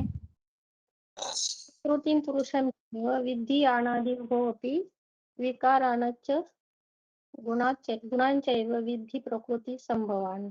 13 अध्याय का 19 नंबर का और 22 नंबर के श्लोक में भी बताया है। जो श्रेष्ठ कार्य का अनुमति दाता है उसको अच्छी तरह से पहचानना चाहिए। उपद्रष्टा एक मिनट माता जी, अच्छे अनुमंता से बताइए कौन सा बताया आप अभी श्लोक। 13वें अध्याय का 22 नंबर का 22 में क्या बताया है। सदाशिव ज्योति भ्रुकुटी के वेद में समीप दृष्टा और श्रेष्ठ कार्य में अनुमति दाता। ओम शांति दीदी। पोषण करना, पोषण करता है भोक्ता और महान ईश्वर शिव परमात्मा, शिव आई और परमात्मा दोनों का मिलन, इस तरह लोगों उसको को पहचानना कैटेगरी चाहिए। वाइज करना, वो अच्छे से अर्थ पढ़ेंगे तो समझ में आएगा। बताइए आगरा के माता जी 12,215। दीदी 13 का तेरह का 13 दिया का आपने दीदी दीदी। 18। क्या 13 का 18 में क्या बताया है? हे अर्जुन, ये साकार शरीर रूपी क्षेत्र तथा साक्षात आभाद ईश्वरी ज्ञान और संगम युग में जानने योग्य शिव बाबा को संक्षेप में कहा है। ऐसा श्रद्धा भाव भावना भरा भक्त इस क्षेत्रज्ञ को जानकर मेरे ईश्वरी ऐश्वर्यवान राजाई भाव को पाता है। ठीक है, इसमें क्या तरीका बताया माता जी जानने का, समझाइए। इसमें मतलब क्षेत्र यानी उस शरीर को और शरीर की जो आत्मा उसको, और क्षेत्रज्ञ यानी उसको जानने वाला शिव, इनको इसमें जानकर आया है जानना चाहिए। अच्छा जानना पहला चाहिए। प्रश्न पूछा था और जानने से क्या प्राप्ति होती है वो बताया है, लेकिन जानने का तरीका जो बाबा बोलते हैं पॉइंट्स के द्वारा अच्छे से प्रूफ प्रमाण सहित जानना है, तो इस भाव से पूछा जानने की विधि या तरीका क्या है। आगे बताइए दीदी उषा 13 माता का जी। 5 और हाँ दीदी जी, 13 का 11 में दीदी जो आध्यात्म चिंतन में सदा लगे रहने वाला 5 तत्वों को ईश्वरीय ज्ञानार्थ सहित पहचानना संक्षेप में इतना ज्ञान है। ऐसा कपिल जैसे पुरुषोत्तम संगम युगी पुराने सत्य प्रधान विद्वानों द्वारा कहा गया है। इसके अलावा जो भी मनुष्य गुरुओं या देशी विदेशी धर्म पिता हुआ ज्ञान है सारा अज्ञान है। नाला सुपारा के माता जी बताइए। दीदी 13 का 5 और 6 महाभूतानि अहंकारो बुद्धि अव्यक्तम च इंद्रियाणि दश एकम च पंच च इंद्रिय गोचर। इस शरीर के द्वारा जानने की बात आई है कि वो भी साधारण शरीर में आकर प्रवेश करता है। ठीक है, और बताइए 28,287 माता जी ना। 13 का 34 होगा दीदी। क्षेत्र ज्ञेय एवं अंतरम ज्ञान चक्षुषा भूत प्रकृति मोक्षम च ये विदुयान्ति ते परम। बताइए आगे माता जी। हेलो, हाँ जी हाँ जी। दीदी। 13 का 33 जथा प्रकाशते एका कृष्णम लोकम इमं रवि क्षेत्रम क्षेत्री तथा कृष्णम भारत प्रकाशति भारत। और गेयम 13 का 12 गेयम जतत परवक्ष्यामि जत ज्ञात्वा अमृत अश्नुते अनादि मत परब्रह्म न सत न असत उच्यते। 3 है ततम क्षेत्रम जत च जादृक च जत विकारिश जतस जत साचा जो जत प्रभावस तत् समासेन में श्रीनु। 5वां और 6वां श्लोक भी है दीदी, और भी बहुत सारे हैं। और आगे दीदी बताइए 892 पर। हाँ जी माता जी। 13 का 24 दीदी ध्यानेन आत्मनि पश्यन्ति केचित् आत्मना अन्य सांख्येन योगेन कर्म योगेन चापरे। कुछ लोग चिंतन द्वारा दूसरे संपूर्ण ज्ञान की व्याख्या से, योग द्वारा, यज्ञ सेवा से, स्मृति पूर्वक अपनी मन बुद्धि से अपनी आत्मा को भरी पूरी भ्रुकुटी में देखते हैं। तो जब आत्मा को समझ जाएंगे तो फिर परमात्मा बाप के निकट भी पहुंचेंगे दीदी। माता जी एक बार आप श्लोक नंबर 1 जो बताया एक बार रिपीट कीजिए ना, नंबर अपना श्लोक 13 का नंबर। 24 दीदी। हाँ जी ठीक है। हाँ जी बताइए 4783। हाँ जी, ये 13 अर्थ है इति केतम तत्ज्ञानम ज्ञानम भावाय उपपदम। इसलिए आप जो जाएगा नेटवर्क वो कट प्राप्त रहा है होगा आपका, जब आवाज तो समझ में नहीं आ रहा है हमें।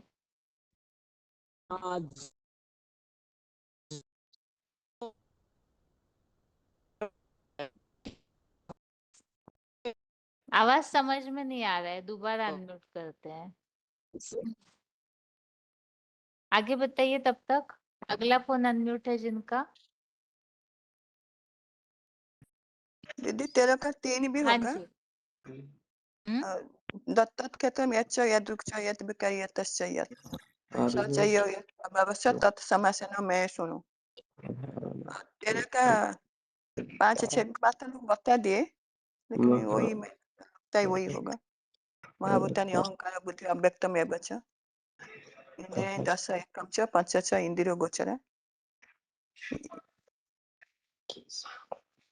आगे अगला प्रश्न ये है कि यह 13वें अध्याय में आत्मिक स्थिति की प्रैक्टिस की बात किस प्रसंग में समझाई हुई है?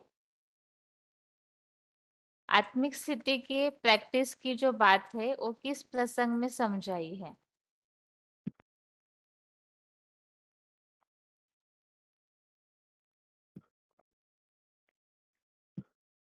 बताइए माता जी, फोन अनम्यूट है झांसी के माता जी।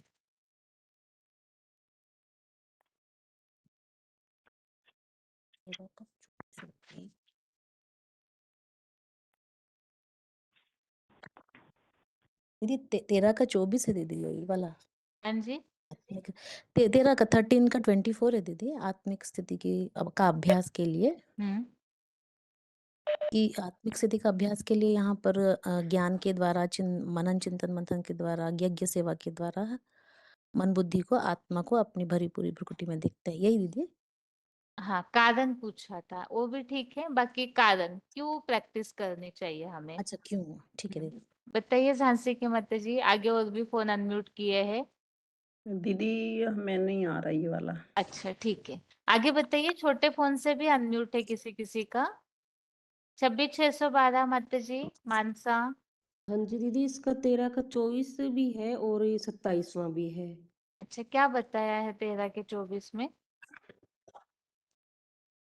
ये ना कुछ लोग सृष्टि के आदि मध्य अंत के चिंतन द्वारा दूसरे संपूर्ण ज्ञान की व्याख्या से योग द्वारा अन्य कार्य करते स्मृति पूर्वक अपनी मन बुद्धि से आत्मा को अपनी प्रकृति में देखते हैं। और 27 में भी बताया दीदी, जो कल्पांत महामृत्यु पाते हुए सब प्राणियों में समान भाव से बैठने वाले अविनाशी परम प्लस ईश्वर को देखता है, वही ठीक देखता है।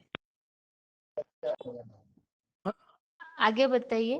24 में जो आत्मिक स्थिति का अभ्यास के लिए बोला है, वो विशेष माना जो श्रेष्ठ हमारा जन्म होगा पहला राजाई भाव, उसकी प्राप्ति के लिए बताया है कि इसका अभ्यास करने से हम अव्वल नंबर के इसमें आ जाएंगे, युग माना अव्वल नंबर, पहला जन्म जो हमारा संगम योगी स्वर्ग है उसमें जन्म लेने की बात है। श्लोक नंबर क्या बताया माता जी आप? आवाज कट रहा था आपकी माता जी। 13 के 24 में जो बताया ना, 13 इस के 24 में। हैं तो विशेष श्रेष्ठ जन्म के हिसाब से अगला जो पहला जन्म नए का। हेलो। हाँ जी, कोचिन बताइए भाई। ये श्लोक नंबर 21 है। पुरुष प्रकृतिस्थो हि पुंगवे प्रकृतिजान गुणान कारणम गुण संगोस्य सदसत योनि जन्मसु। तो आत्मिक स्थिति की प्रैक्टिस करेगा तो आत्मा जो है वो ऊपर उठेगा और भगवान के संग के रंग से आने से आत्मा जो है उनके संग ऊपर आएंगे और सदगति मिलेगा।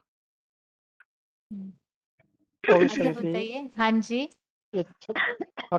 छोटा जो 5 श्लोक में बताया है, हाँ। उद्धरेद आत्मनात् परम नात्मनात् अवसादयत आत्मेवर आत्मना बंधुर आत्मेवर इतरात्मना, क्योंकि आत्मा जो है वो अपना शत्रु खुद और अपना ही मित्र है।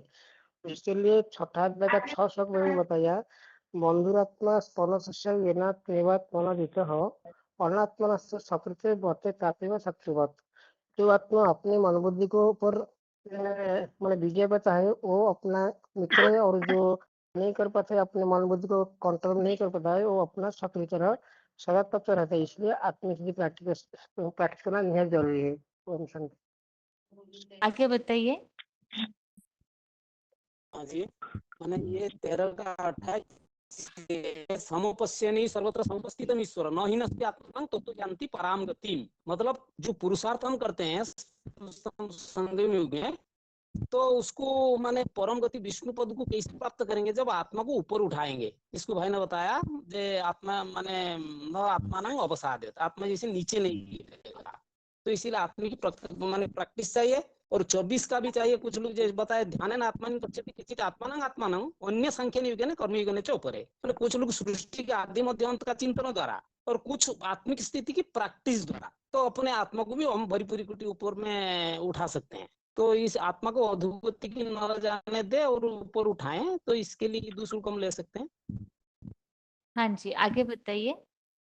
दीदी आत्मिक स्थिति की प्रैक्टिस क्यों करनी है? इसके लिए 13 से 7 से 10 तक जो गुण बताए हैं उन्हें धारण करने के लिए आत्मिक स्थिति की प्रैक्टिस करनी है। तो दीदी वो सारे गुण बोलो क्या जो मुझे लग रहा है तो इस पर बता बताइए रही हूँ। बताइए। कि निर्माण भाव, पाखंडहीनता, प्राणी मात्र को दुख न देना, क्षमा भाव, सरलता, शिवाचार्य की उपासना, शुद्धता, स्थिरता, चित्त का विशेष संयम, इंद्रियों में वैराग, निरहंता, विदेही भाव, जन्म मृत्यु बुढ़ापा से बीमारी से पार होना, और पुत्र स्त्री घर आदि में अनासक्त, मोह रहित होना, चाहे अनचाही घटनाओं में सदा एक रस रहना, इस तरह से एकांत देश में रहना, मनुष्य की भीड़ भाड़ में अरुचि, ये धारण करने के लिए आत्मिक स्थिति की प्रैक्टिस करनी है। दीदी 13 का 23 हाँ जी माता जी। 13 के 23 में जो दिया हुआ है दीदी, जो इस प्रकार पुरुष और इस प्रकृति को 3 गुणों के साथ विष्णु रूप में जान लेता है, वह सब प्रकार से आत्मिक स्थिति में आचरण करता हुआ भी पुनः दैत्यवादी हिंसक दैत्यों के दुखी संसार में लौटकर अगला जन्म नहीं लेता। जो आत्मिक स्थिति में रहता है तो मतलब जैसे पुरानी दुनिया में जन्म नहीं लेता। ठीक है। दीदी 13 का 5321। हाँ जी, 21 750। हेलो। बताइए माता जी। हाँ, दीदी 13 का 34 ये जो श्लोक है 13 का 28, हाँ तमं जी। पश्यन् हि सर्वत्र समवस्थितम् ईश्वर न भिन्नस्ति आत्मना आत्मनं ततो यान्ति परां गति। ये जो इसका अर्थ में आया है, क्योंकि सर्वत्र पुरुषार्थ अनुसार समान योग ऊर्जा से उपस्थित ईश्वर को समान भाव से देखता हुआ पुरुषार्थी अपने मन से पाप करते हुए आत्मा का घात पतन नहीं करता। अर्थात जो जिससे इस श्लोक का पहले वाला श्लोक में भी बताया था कि जो प्रलय काल का जो महामृत्यु का समय होगा, अंतिम समय, उस समय परमपिता का योग ऊर्जा से सारा सृष्टि योग शक्ति लेकर के काम कर रहा है, तो उसी स्थिति का द्वारा उनका उपस्थिति है ये समझना है। और अंतिम समय में जो आत्मा जैसे जन्म जन्मांतर पाठ बजाया है उसी अनुसार उसका संस्कार इमर्ज होता है, वो कर्म करने लगता है। तो जो परमपिता के जो बच्चे हैं वो योग ऊर्जा से परमपिता का याद से अपनी आत्मिक स्थिति को टिकाए करके परमात्मा की याद में रहते हैं, परमात्मा की याद में रहते हैं। उस समय आत्मा को साक्षी दृष्टा के भाव में रहने का विशेष रूप में इस श्लोक में बताया कि पाप करते हुए आत्मा का पतन या घात नहीं करना। साक्षी दृष्टा रहेंगे तो परचिंतन नहीं करेंगे, परमात्मा स्मृति में रहेंगे। और उसके लिए बताया कि 6 अध्याय का 5 नंबर श्लोक जो बता, ऊर्ध्वरेत आत्मना न आत्मानम अवसादत, आत्मना ही आत्मना बंधु रिपुरात्मना। तो आत्मा को मुकुटी में लगा करके ऊपर उठाना है, नीचे गति में ले जाना नहीं। क्योंकि उस समय जो स्थिति होगी तो दुनिया में दुष्ट और भ्रष्टाचारी लोग ज्यादा हैं, तो गलत कर्मों की वातावरण भी हो सकता है, या तो किसी का नीचे गिरने का भी भाव आ सकता है। तो वो सबको न देखते हुए अपना पुरुषार्थ में लगे रहना, इसलिए आत्मस्मृति का स्मृति करने के लिए इस श्लोक में बताया। तब कलातीत परमपति विष्णु के वैकुंठ के परम गति को पाता है। अर्थात आप जब परमपिता परमात्मा का स्मृति स्वरूप बन जाएंगे तब आप विष्णु लोक वैकुंठ गति में जा सकते हैं। हाँ जी। ओम आगे। शांति। हाँ जी। ज्ञान का सार ही हम हेलो। ज्योतिर्बिंदु आत्मा है, तो हम देह नहीं है। हमारा बाप भी निराकार ज्योतिर्बिंदु, तो ज्योतिर्बिंदु आत्मा बनने से ही हम करंट आएगा, सुप्रीम सोल से सोल को करंट आएगा, इसीलिए आत्मिक स्थिति बनना जरूरी है।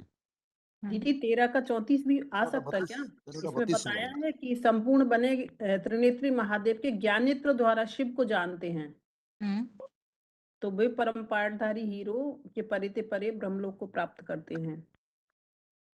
हाँ ठीक है, जानने की बात आई। यहाँ हम प्रश्न आत्मिक स्थिति के लिए पूछ रहे थे ना। जी जी ठीक।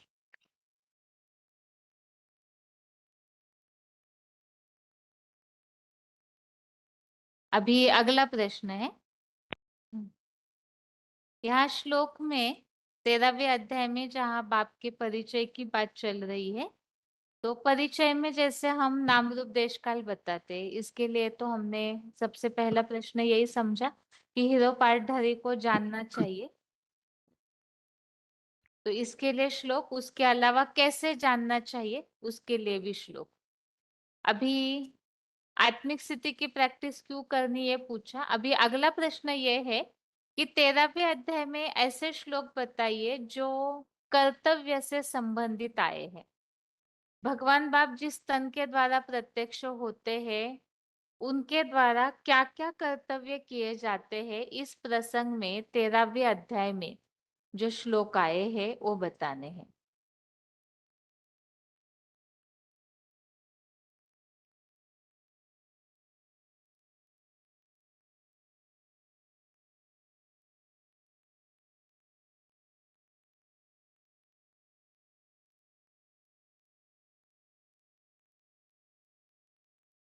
हाँ जी बताइए, अगला फोन अनम्यूट किया है।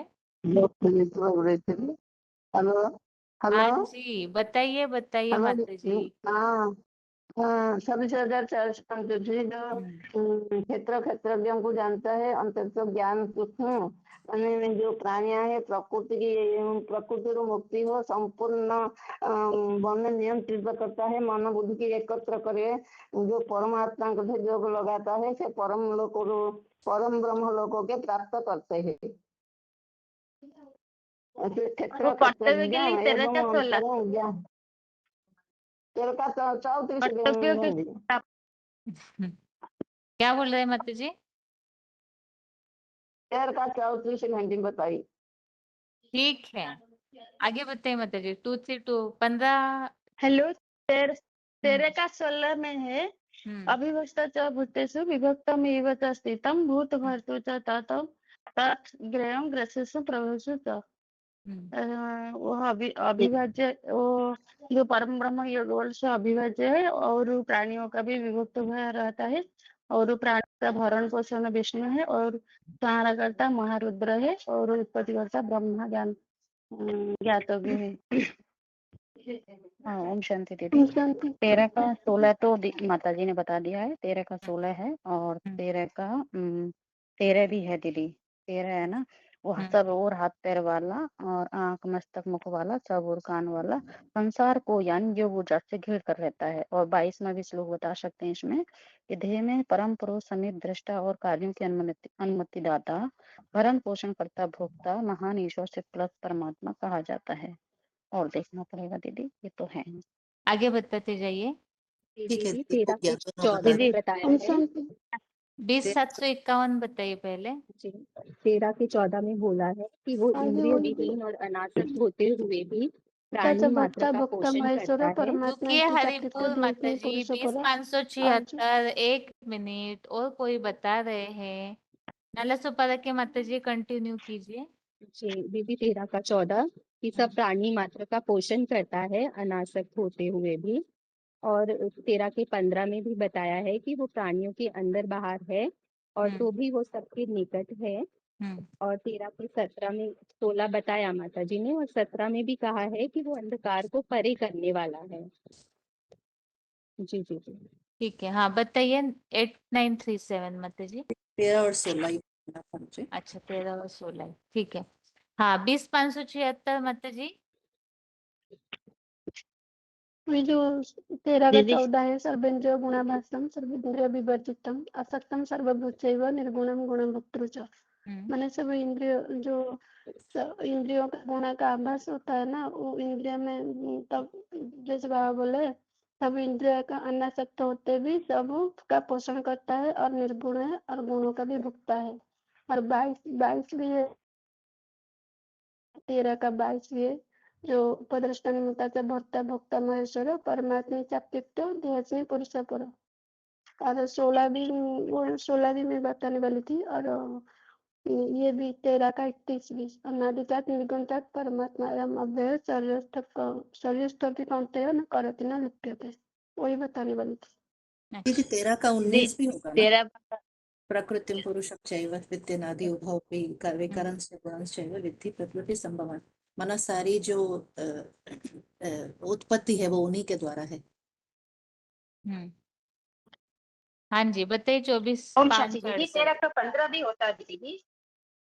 कैसे माता दीदी जी? 13 माँ का 1 मिनट अहमदाबाद रुकिए। बोधन के माता जी बताइए, अपनी हाँ बात को स्पष्ट कीजिए। बोधन के माता जी कौन बेंगलोर के माता जी है क्या? हाँ हाँ बैंगलोर। हाँ जी 2164 टू बैंगलोर दीदी। हाँ जी बताइए। हाँ 13 का 15 में वही अंसप्त भूतानाम आचरम चरम एव च सूक्ष्मात्वात् तत् अविज्ञेयम दूरस्थम च अंतिके च तत्। मनवः जैसे करंट से योग ऊर्जा से ही प्राणियों को बाहर अंदर है, मनोबुद्धि से सदा अचल है, जड़ देह से चलायमान भी है, अति सूक्ष्म होने से वह अज्ञानियों द्वारा देखा या जाना नहीं जाता और वह देह दुनिया से दूर आत्मलोक अर्श में स्थित है। फिर भी वह खोपड़ी रूप सहस्त्रार और परब्रह्म लोक में रहते भी नंबरवार स्मृति द्वारा ज्ञानियों की निकट है। मैंने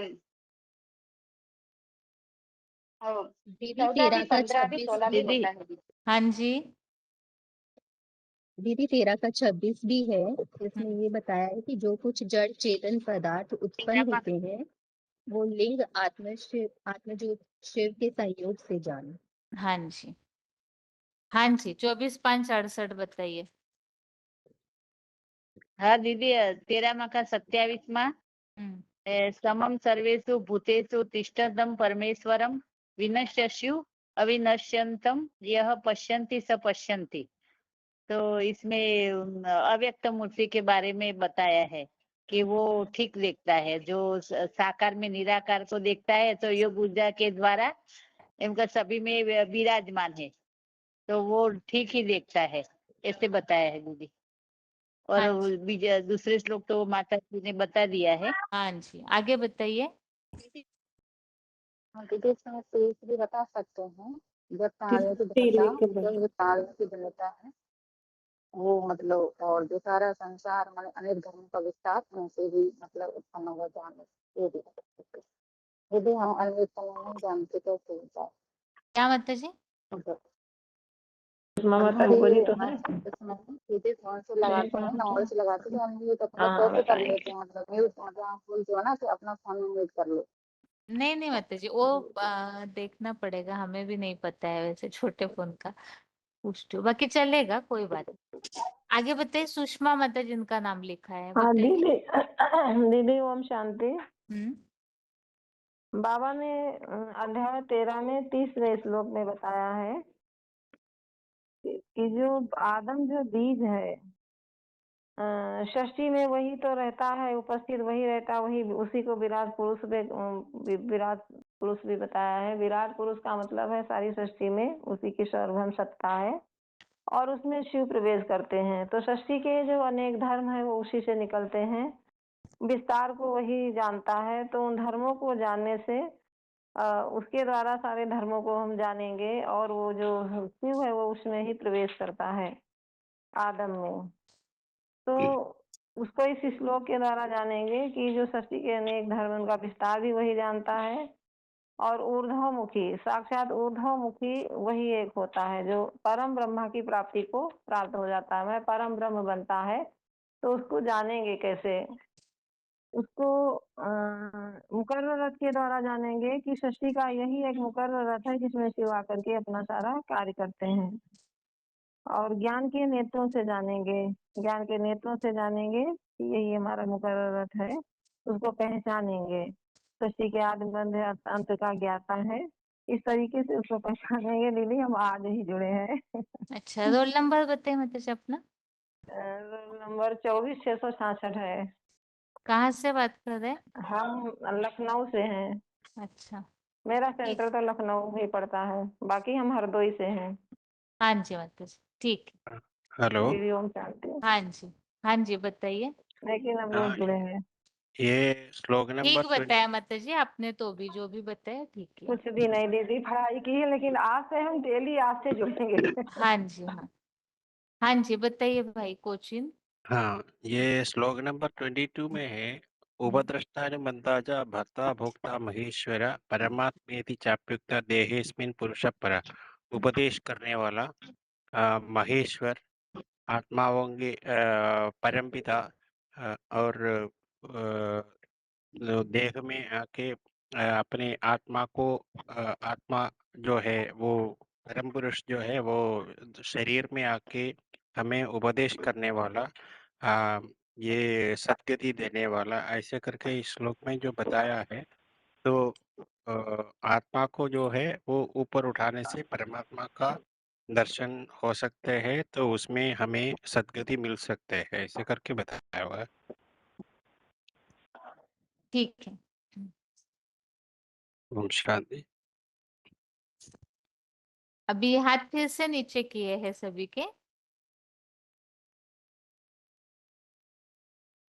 और अगला प्रश्न है अभी।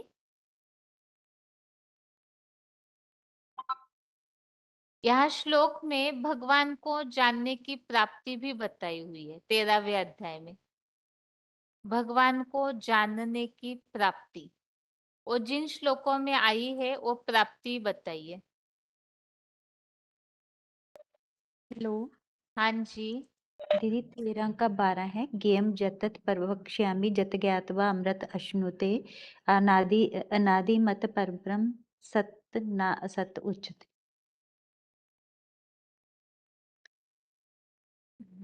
आगे बताते जाइए। ओम शांति। हाँ जी। हाँ जी, 13 का 18वां श्लोक है दीदी। हम्म। ऐसे अर्जुन के साकार शरीर रूपी क्षेत्र तथा ज्ञान और जानने योग्य को संक्षेप में कहा है। मेरा भक्त इस क्षेत्रज्ञ को जानकर मेरे ऐश्वर्य रजाई भाव को पाता है। ठीक है, आगे बताइए। दीदी हाँ जी। हाँ, 13वां का 25वां श्लोक है। अन्ये तु एवं अजानन्तः श्रुत्वा अन्येभ्यः उपासते ते अपि स अतितरन्ति एवं मृत्युम श्रुति परायणा। तो इसने बताया कि जो उपासना करते हैं, जो अव्यभिचारी उपासना, एक शिव बाबा को याद करते हैं, तो वो मृत्यु लोक को पार कर स्वर्ग में ही चले जाते हैं। दीदी हाँ जी, आगे बताइए। हाँ जी, 13 का 9556। 23। हाँ, ओम 20,576 बताइए माता जी पहले। दीदी क्या बताया? 13। एक मिनट हाँ, डोंबिवली, 13 एक का मिनट। 23। जोर से बोलिए हरिपुर के माता जी, थोड़ा बहुत धीमा आवाज है। हाँ, 13 का 23 माने जो बोला ना, एवं व्यक्ति पुरुषम प्रकृतिचा गुणैः सर्वथा वर्तमानपि नाश भूय अभिजायते। माने जो इस प्रकार पुरुष और प्रकृति को गुणों के साथ जान लेता है, वह सब प्रकार से माने आत्मिक स्थिति में आचरण करते हुए भी माने पुनः दैत्यवादी हिंसक दैत्य दुखी संसार में लौट कर नहीं आता है, अगला जन्म नहीं लगता है। और 34वीं क्षेत्रज्ञ एवं अंतरम ज्ञान चक्षुषा भूत प्रकृति मोक्षम च विदुर्यान्ति ते परम। माने ये ऐसे जो शरीर रूपी क्षेत्र और क्षेत्र के अंतर को जान लेता है, प्राणियों की प्रकृति की मुक्ति को भी ज्ञान नेत्र द्वारा जान लेता है, वह परम ब्रह्म को प्राप्त करता है। ठीक है। और दीदी हाँ दीदी जी। 13 का 34 वो बता दिए सारे में जो सोची थी। 13 का 34 भी है, 13 का 18 में भी है। क्षेत्रज्ञ को अंतर को जानता है, 34 से बताया। और वो ज्ञान नेत्र जानते हैं, परम लोक को प्राप्त करते हैं, इसमें बताया। 18 में भी बताया, जो अर्जुन के साकार रथ रूपी क्षेत्र में तथा क्षेत्र का ज्ञान, और जो शिव बाबा को संख्यम में जो कहा है, वो भक्त मेरे को जानकर मेरे राजा भाव को पाता है, इसमें बताया। ठीक है, आगे बताइए चंडीगढ़ माता जी। हाँ जी। दीदी 13 का 30 भी है, जब प्राणियों में आकृति यदा भूत पृथक भावम एकत्सम अनुपश्यति तत्तेव च विस्तारम ब्रह्म संपद्यते तदा। प्राणियों की आकृति में भिन्नता को सृष्टि के एक बीज में उपस्थित विराट पुरुष को देखता है तो उससे ही सारी सृष्टि के अनेक धर्मों के विस्तार को जानता है। तब उसे समुच्चय विश्व की हर समर्पित उधरमुखी साक्षात परम ब्रह्म की प्राप्ति हो जाती है। डोंबिवली के माता जी बताइए। दीदी 13 का 30 ही बता रही थी दीदी, और 13 का 34 ही बता रही थी, तो माता जी ने बता दिए। आप स्पष्ट कीजिए, सेम श्लोक है, हम इसलिए रिपीट करा रहे ताकि सभी का 13वां अध्याय रिपीट हो। आप स्पष्ट कीजिए अपनी अच्छा बात दीदी। को, बोलना आना अच्छा चाहिए मेन तो। अच्छा दीदी, जब प्राणियों की भिन्नता को एक एक में उपस्थित देखता है और उससे ही विस्तार को तब परम ब्रह्म को प्राप्ति हो जाती है।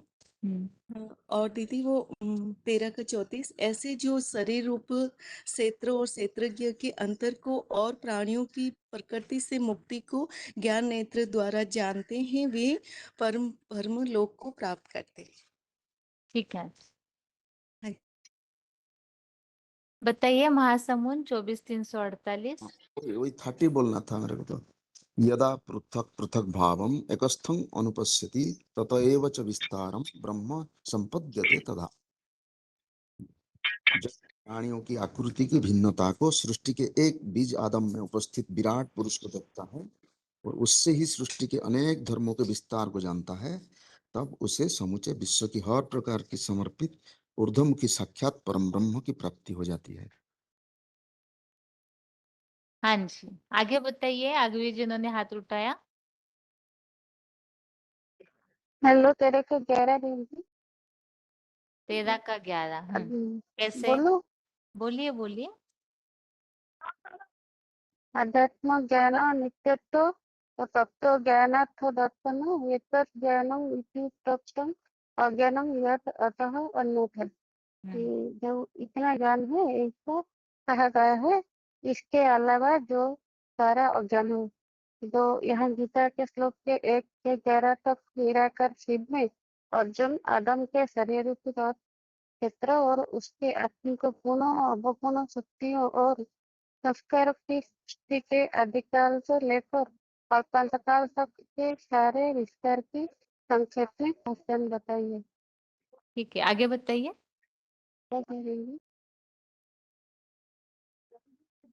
और किसी का फोन अनम्यूट है, बताइए।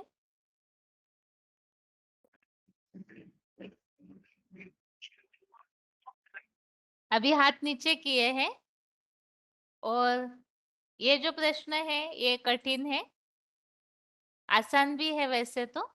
अभी सभी किताब बंद कीजिए अपना, पहले हाथ नहीं उठाइए, प्रश्न सुन लीजिए पहले। प्रश्न ये है, अभी रिवीजन के हिसाब से हमने शॉर्ट में सारे प्रश्न बता दिए हैं 13वें अध्याय के। तो 13वें अध्याय के आधार से हमें बाप का परिचय देना है। तो शॉर्ट में 2-2 मिनट में आप 13वें अध्याय के प्रमाण को देकर किस तरह से परिचय दे सकते हैं। अभी तुरंत जैसे अचानक कोई मिलता है और आपको केवल साकार और निराकार के ऊपर 13वें अध्याय के आधार से बताना है, लंबा टाइम नहीं, 2-3 मिनट में ही आपको अपनी बातें कवर करनी है, तो आप किस तरह से बताएंगे?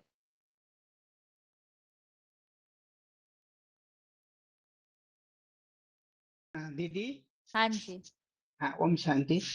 दीदी, ऐसा जो कोई को मिलते हैं तो उनको बताएंगे ना, जैसा गीता में आया है ना, इदम शरीरम कौन्तेय क्षेत्रम इत्यादि। ये अर्जुन रथ ही वास्तव में हमारा क्षेत्र है। क्षेत्र और क्षेत्रज्ञ को जानने से ही हमारा सब कुछ मिल जाता है। इसीलिए हम इस हिसाब से उनको बोलेंगे कि ये 13 अध्याय में जो हमारा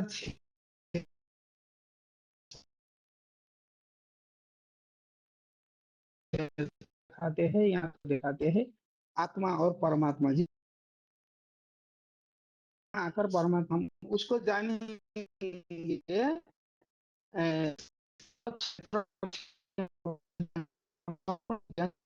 इसीलिए हमको पहले पहले जानना है क्षेत्र कौन है और क्षेत्र का ज्ञान देने वाला दाता कौन है। तो यही शिव परम पिता परमात्मा जिस साकार रथ में आते हैं और आकर देता है कि मेरा ये रथ है। सकते हो संबंध भी जोड़ सकते हो, जो विकार है सब खत्म करके जो जितना सर्वगुण है वो मेरे को गुण भी दे सकते हो। इसके इस हिसाब। हेलो दीदी। हाँ जी, हाँ जी दीदी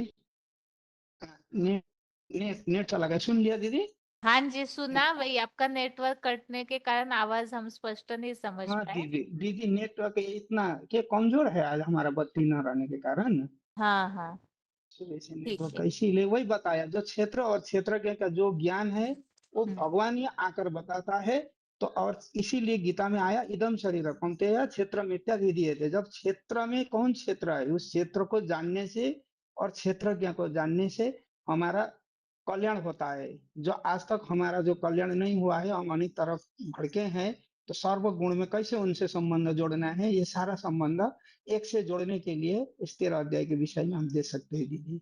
इस हिसाब से समझाएंगे।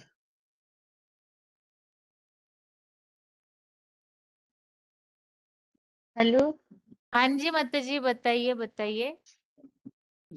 भगवान आकर सृष्टि पर स्थापन विनाश पालना का करते हुए जैसे तेरा का चल भी कर सकते, पहले फिर भी कह डायरेक्ट आप सकते तेरा स्थापना का की बात एक मिनट। बताएंगे, साकार निराकार का है? परिचय नहीं देंगे पहले? हाँ हाँ जी। पहले ठीक है, तो चलेगा। इदम वैसे शरीर आप अपनी कौन्तेय लिंक से क्षेत्र में जो बताइए, अभिधेय। आपको जैसे सुविधा है वैसे बताइए। पहले भगवान सृष्टि पर आया है, वो आकर के स्थापन विनाश पालना का करते हुए करते जैसे तेरे का चलना कहते हैं, फिर कहते हैं तेरे का एक नहीं इदम शरीर बनते इति अभिधेय से राहु क्षेत्र फिर भी भगवान सृष्टि पर कैसे न ज्योतियों का ज्योति जो ज्योति समापित ज्योति परम मुख्य से भगवान ज्ञान ज्ञेयम ज्ञान कर्म हृदय सर्वस्व विशिष्टम। और वो कैसे प्रकृति का आधार में से पुरुष प्रकृति जब विधि अनादि विक्रम गुणान सर्व विधि प्रकृति समान। फिर भी कह सकते जो पुरुष प्रकृति का भूतन गुणान प्राण गुण संग्रह अशुद्ध है।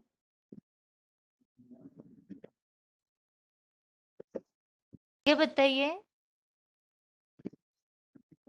आगे। अगला फोन अनम्यूट है, बताइए। हाँ दीदी ओम शांति। हाँ जी। हेलो। हाँ जी, बोलिए बोलिए हाँ जी माता जी। ये 13 से 17 का हम बताते हैं दीदी, तो हम ऐसा बता सकते हैं कि वो भगवान ज्योतियों का ज्योति ज्योतिषामपि ज्योति तमसा परम उच्यते ज्ञानम ज्ञान गम्यम हृदय सरस्वती। मतलब कि भगवान तो है, वो ज्योति स्वरूप है, ज्योति बिंदु है, इसलिए उसको ज्ञान के द्वारा जान सकते हैं। और जिसे ज्ञान के द्वारा जानेंगे तभी हम उसको जानेंगे, तभी उसको अच्छी तरह पहचान पाएंगे। और बोलते हैं कि भगवान सर्वव्यापी, तो भगवान इसमें बताया है भगवान याद के द्वारा सबके दिलों में सर्वव्यापी है। मतलब याद सबकी स्मृति सबके हृदय में वास करती है, न कि वो सर्वव्यापी है। तो इस तरह से हम बताते भी हैं दीदी। ठीक है। ठीक है। परिचय माना पूरा परिचय देना आना चाहिए अच्छे से। ठीक है, बताइए माता जी। विश्रामपुर, बार बार हाथ उठा रहे, फोन अनम्यूट है आपका। विश्रामपुर कहाँ से बोले? बताइए बताइए। भगवती माता 22,566। हाँ हाथ हेलो बहन उठा जी। रहे, उत्तर दीजिए माता जी। हाँ जी, मैं नहीं उठाई, वो बच्ची थी वो उठा दी। किस अच्छा चीज को कर रही जी? ठीक है, आप सुन लीजिए आगे वालों का माता जी। आगे बताइए। हेलो। हाँ जी। ये क्षेत्रज्ञ योग में भगवान ने क्षेत्र का और क्षेत्रज्ञ का परिचय दिया है। तो पहला श्लोक में बोलते हैं कि इदम शरीरम कौन्तेय क्षेत्रम इति अभिधीयते यतद्यो व्यक्तित्वं प्राहुः क्षेत्रज्ञ इति तत्। अर्थात तो जो ये मुकर्रर शरीर रूपी रथ है, यही क्षेत्र है। ये क्षेत्र, इस क्षेत्र शरीर रूपी क्षेत्रों को जानना चाहिए। और ये जो क्षेत्र है, यही धर्म भूमि है, यही कर्म भूमि है। किसी को हम बताने के लिए, जो किसी को मिलता है तो बताते हैं ना, तो परमपिता शिव को अपना शरीर नहीं होता है, तो शरीर का आधार लेके कर्म करते हैं। तो वो जो शरीर का आधार लेते हैं, ये शरीर के क्षेत्र है। जैसे 4 अध्याय का 6 नंबर श्लोक में बताया था, जब अव्यात्मा भूतानाम ईश्वर प्रकृति समाधिष्ठाय संभवामि आत्मामय। तो वहाँ किस शरीर का अजन्म होते हुए किस शरीर का आधार लेकर प्रकृति का अधीनता करके सृष्टि पर प्रत्यक्ष होते हैं। शुरुआत का इशारा दिया था, इस श्लोक में उसको डिटेल कवर किया गया है। तो ये जो शरीर पे रथ है, वो क्षेत्र है, और उसको जानने वाला क्षेत्री है। शरीर के पाठधारी वो क्षेत्री है, और क्षेत्र को जानने वाला क्षेत्रज्ञ है। इसके लिए 13 का 2 में श्लोक में आया, क्षेत्रज्ञ चबिमाम विद्धि सर्व क्षेत्रेषु भारत क्षेत्र क्षेत्रज्ञ ज्ञानम जब तत् ज्ञानम मतम मम। अर्थात भगवान का कहना है कि ये सृष्टि पर अनेक शरीर के क्षेत्र हैं। उन शरीर के क्षेत्रों में जो विशेष क्षेत्र है, उस क्षेत्र को जानना चाहिए, जिसका आधार लेकर के क्षेत्रज्ञ अर्थात पिता पाठ बजाते हैं, उस क्षेत्र को जानते हैं। जानने के बाद वो उसके द्वारा कार्य करते हैं। इसके लिए बोला था, वो जानने का कारण है कि वो त्रिकालदर्शी है। तो 7 अध्याय का 26 नंबर श्लोक में आता है कि वेदोहम सर्वपितानि वर्तमानानि च अर्जुन भविष्याणि च भूतानि मां तु वेद न कश्चन। अर्थात जो त्रिकालज्ञ है वही क्षेत्रज्ञ है, वही क्षेत्र को जानने वाला, वो आकर क्षेत्र का परिचय देता है। तो वो क्षेत्र कैसे होता है? कलयुग अंत में परमपिता आते हैं सतयुग नई दुनिया स्थापन करने के लिए, जहाँ सारे धर्म सृष्टि पर उपस्थित होते हैं। तो उन धर्मों के बीच में वो ज्ञान देता है, तो सारी दुनिया अधोपतन की ओर जाता है। क्योंकि जो दुनिया को ज्ञान देने वाले हैं मनुष्य गुरु हैं, और दुनिया में मनुष्य के बुद्धि में बैठा हुआ है कि भगवान सर्वव्यापी है, तो बुद्धि बिखरी पड़ी है, और देवभान के कारण सारा बुद्धि जब नीचे जा रहा है, उस स्थिति में जो क्षेत्र को चुनता है वो भी विकारी होता है, पतित होता है। तो उसके लिए 13 अध्याय का 3 नंबर श्लोक में बताता है, जब क्षेत्रम तब जद्रुप तब विकारी यतश्च यत् सचयो जब प्रभावश्च तत् समासनो में श्रुणु। अर्थात वो क्षेत्र रूपी जो देव रूपी क्षेत्र है, वो जो है जैसा है, जिस गांव में 8 बजाता है और जिस रूप में अलौकिक रूप में प्रत्यक्ष होता है, ये सब बातें इस श्लोक में आया है, जिस द्वारा उस पाठधारी को जान सकते हैं। लेकिन बात यह है कि ये बातें परमात्मा पाठ जब पुरुषोत्तम संगम में ये बचता है, प्रैक्टिकल बचता है, उसका रियलाइजेशन के आधार पर जो क्षेत्र है वही इसका परिचय दे सकता है। वही इसलिए बोलते हैं कि बाप का परिचय बाप के सिवाय कोई दे ही नहीं सकता, क्योंकि जब तक रियलाइजेशन न हो ये रहस्य भी खुल नहीं सकता। वो गीता में रहता है लेकिन गुप्त रहता है। तो वो जो विशेष पाठधारी है, उस पाठधारी का जब स्मृति आता है, उस स्मृति का आधार पर गीता शास्त्र रचना करते हैं। जो भारत शब्द आया गीता में, भावना रोशनी ज्ञान की रोशनी में जो रमण करता है वो है चैतन्य भारत।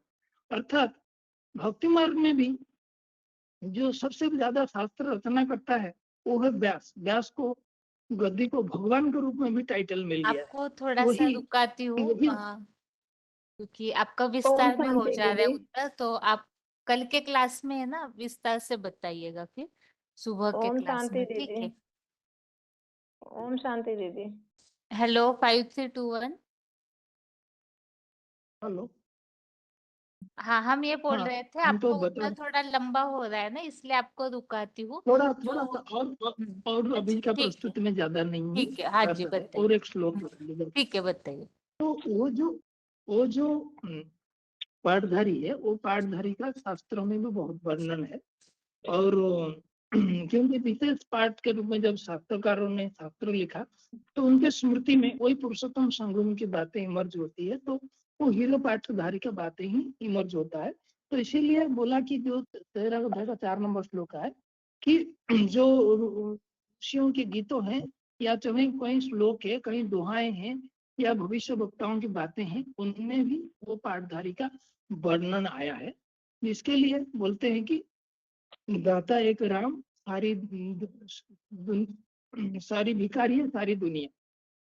तो वैसी एक का ही गायन पूजन यादगार है। तो इस तरीके से ये श्लोकों में कवर किया गया। ठीक, आगे बताइए माता जी। जबलपुर के माता जी बताइए 17605। हाँ बहन जी, पहले तो हम मतलब जिज्ञासुओं को ये बता सकते हैं, अपना उदाहरण, अपने शरीर का उदाहरण देके बता सकते हैं कि जैसे हमारा शरीर क्षेत्र है और हमारी आत्मा क्षेत्र, क्योंकि हमारी आत्मा भी तो निराकार है ना, ऐसे भगवान भी निराकार है, वो देखने में नहीं आता है। तो 13 के 17 के अनुसार और 4 का 6 के अनुसार वो प्रकृति को अधीन करके जन्म लेता है, क्योंकि वो तो स्वयं ही आत्मिक स्थिति में रहने वाला है, उसका तो शरीर नहीं है। तो जिस शरीर में वो प्रवेश करता है, जिस शरीर का आधार लेता है, जैसे 9 के 11 अनुसार कि साधारण शरीर में मतलब आने से भगवान को मूर्ख लोग नहीं पहचान पाते हैं, तो वही शरीर शंकर कहा जाता है। तो जब वो शंकर को अपने आप समान बना देता है तो उसकी हम पूजा करते हैं। तो भगवान तो निराकार है, लेकिन जब तक वो साकार में ना आए तो हम उसको पहचाने कैसे? तो साकार में आए हुए भगवान को हम गीता ज्ञान के आधार से ही पहचान सकते हैं। जब तक हमें आध्यात्मिक ज्ञान न जाने तब तक हमें भगवान की पहचान नहीं मिल सकती। तो जब शंकर अपने आप को मतलब शिव समान बना देता है तो उसी की पूजा हम शिवलिंग के रूप में करते हैं। तो वो निराकार जो है तो साकार शरीर में आके शिव शंकर भोलेनाथ के रूप में अभी धरती पे आके और अपना प्रत्यक्ष कर्तव्य कर रहे हैं, ऐसा उन्हें बता सकते हैं। ओम शांति। आगे बताइए 12983 बताइए। हाँ दीदी कहते हैं ना गीता में, आवाज तेज होना चाहिए। गीता में कृष्ण ने अर्जुन से कहा है कि परमात्मा जो है वो अनादि है, त्रिगुण तत्व है, 3 गुणों से रहित है और क्षय रहित भी है, उनका कोई किसी से लिप्त नहीं होते हैं, मतलब निराकार स्वरूप है, ज्योति और ज्योति स्वरूप है। तो वो शिव हैं, परम पिता शिव तो सभी आत्माओं के पिता हैं, लेकिन इस सृष्टि पर आएंगे तो जरूर किसी न किसी शरीर के द्वारा समस्त लोगों के सामने प्रत्यक्ष होंगे। तो किसी का आधार तो लेना पड़ेगा ना, तो उस शरीर का आधार लेकर के ही उस संसार में वो प्रत्यक्ष होते हैं और उनके रूप साकार में उनका गायन होता है।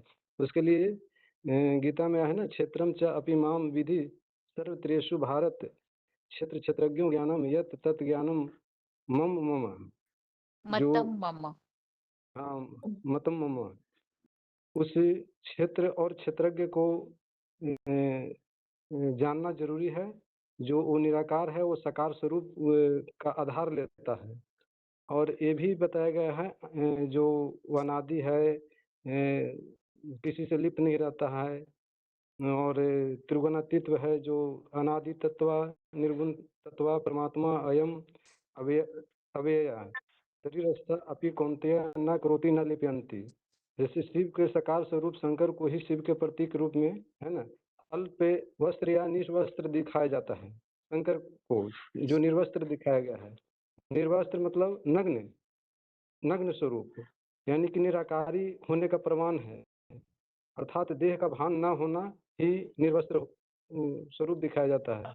परंतु कृष्ण को तो यहाँ वस्त्रधारी दिखाते हैं, उनमें देवी गुण वाला होता है, तो वो भगवान के रूप नहीं हो सकते हैं, वो निर्गुण नहीं हो सकते हैं, निर्गुण भगवान नहीं है।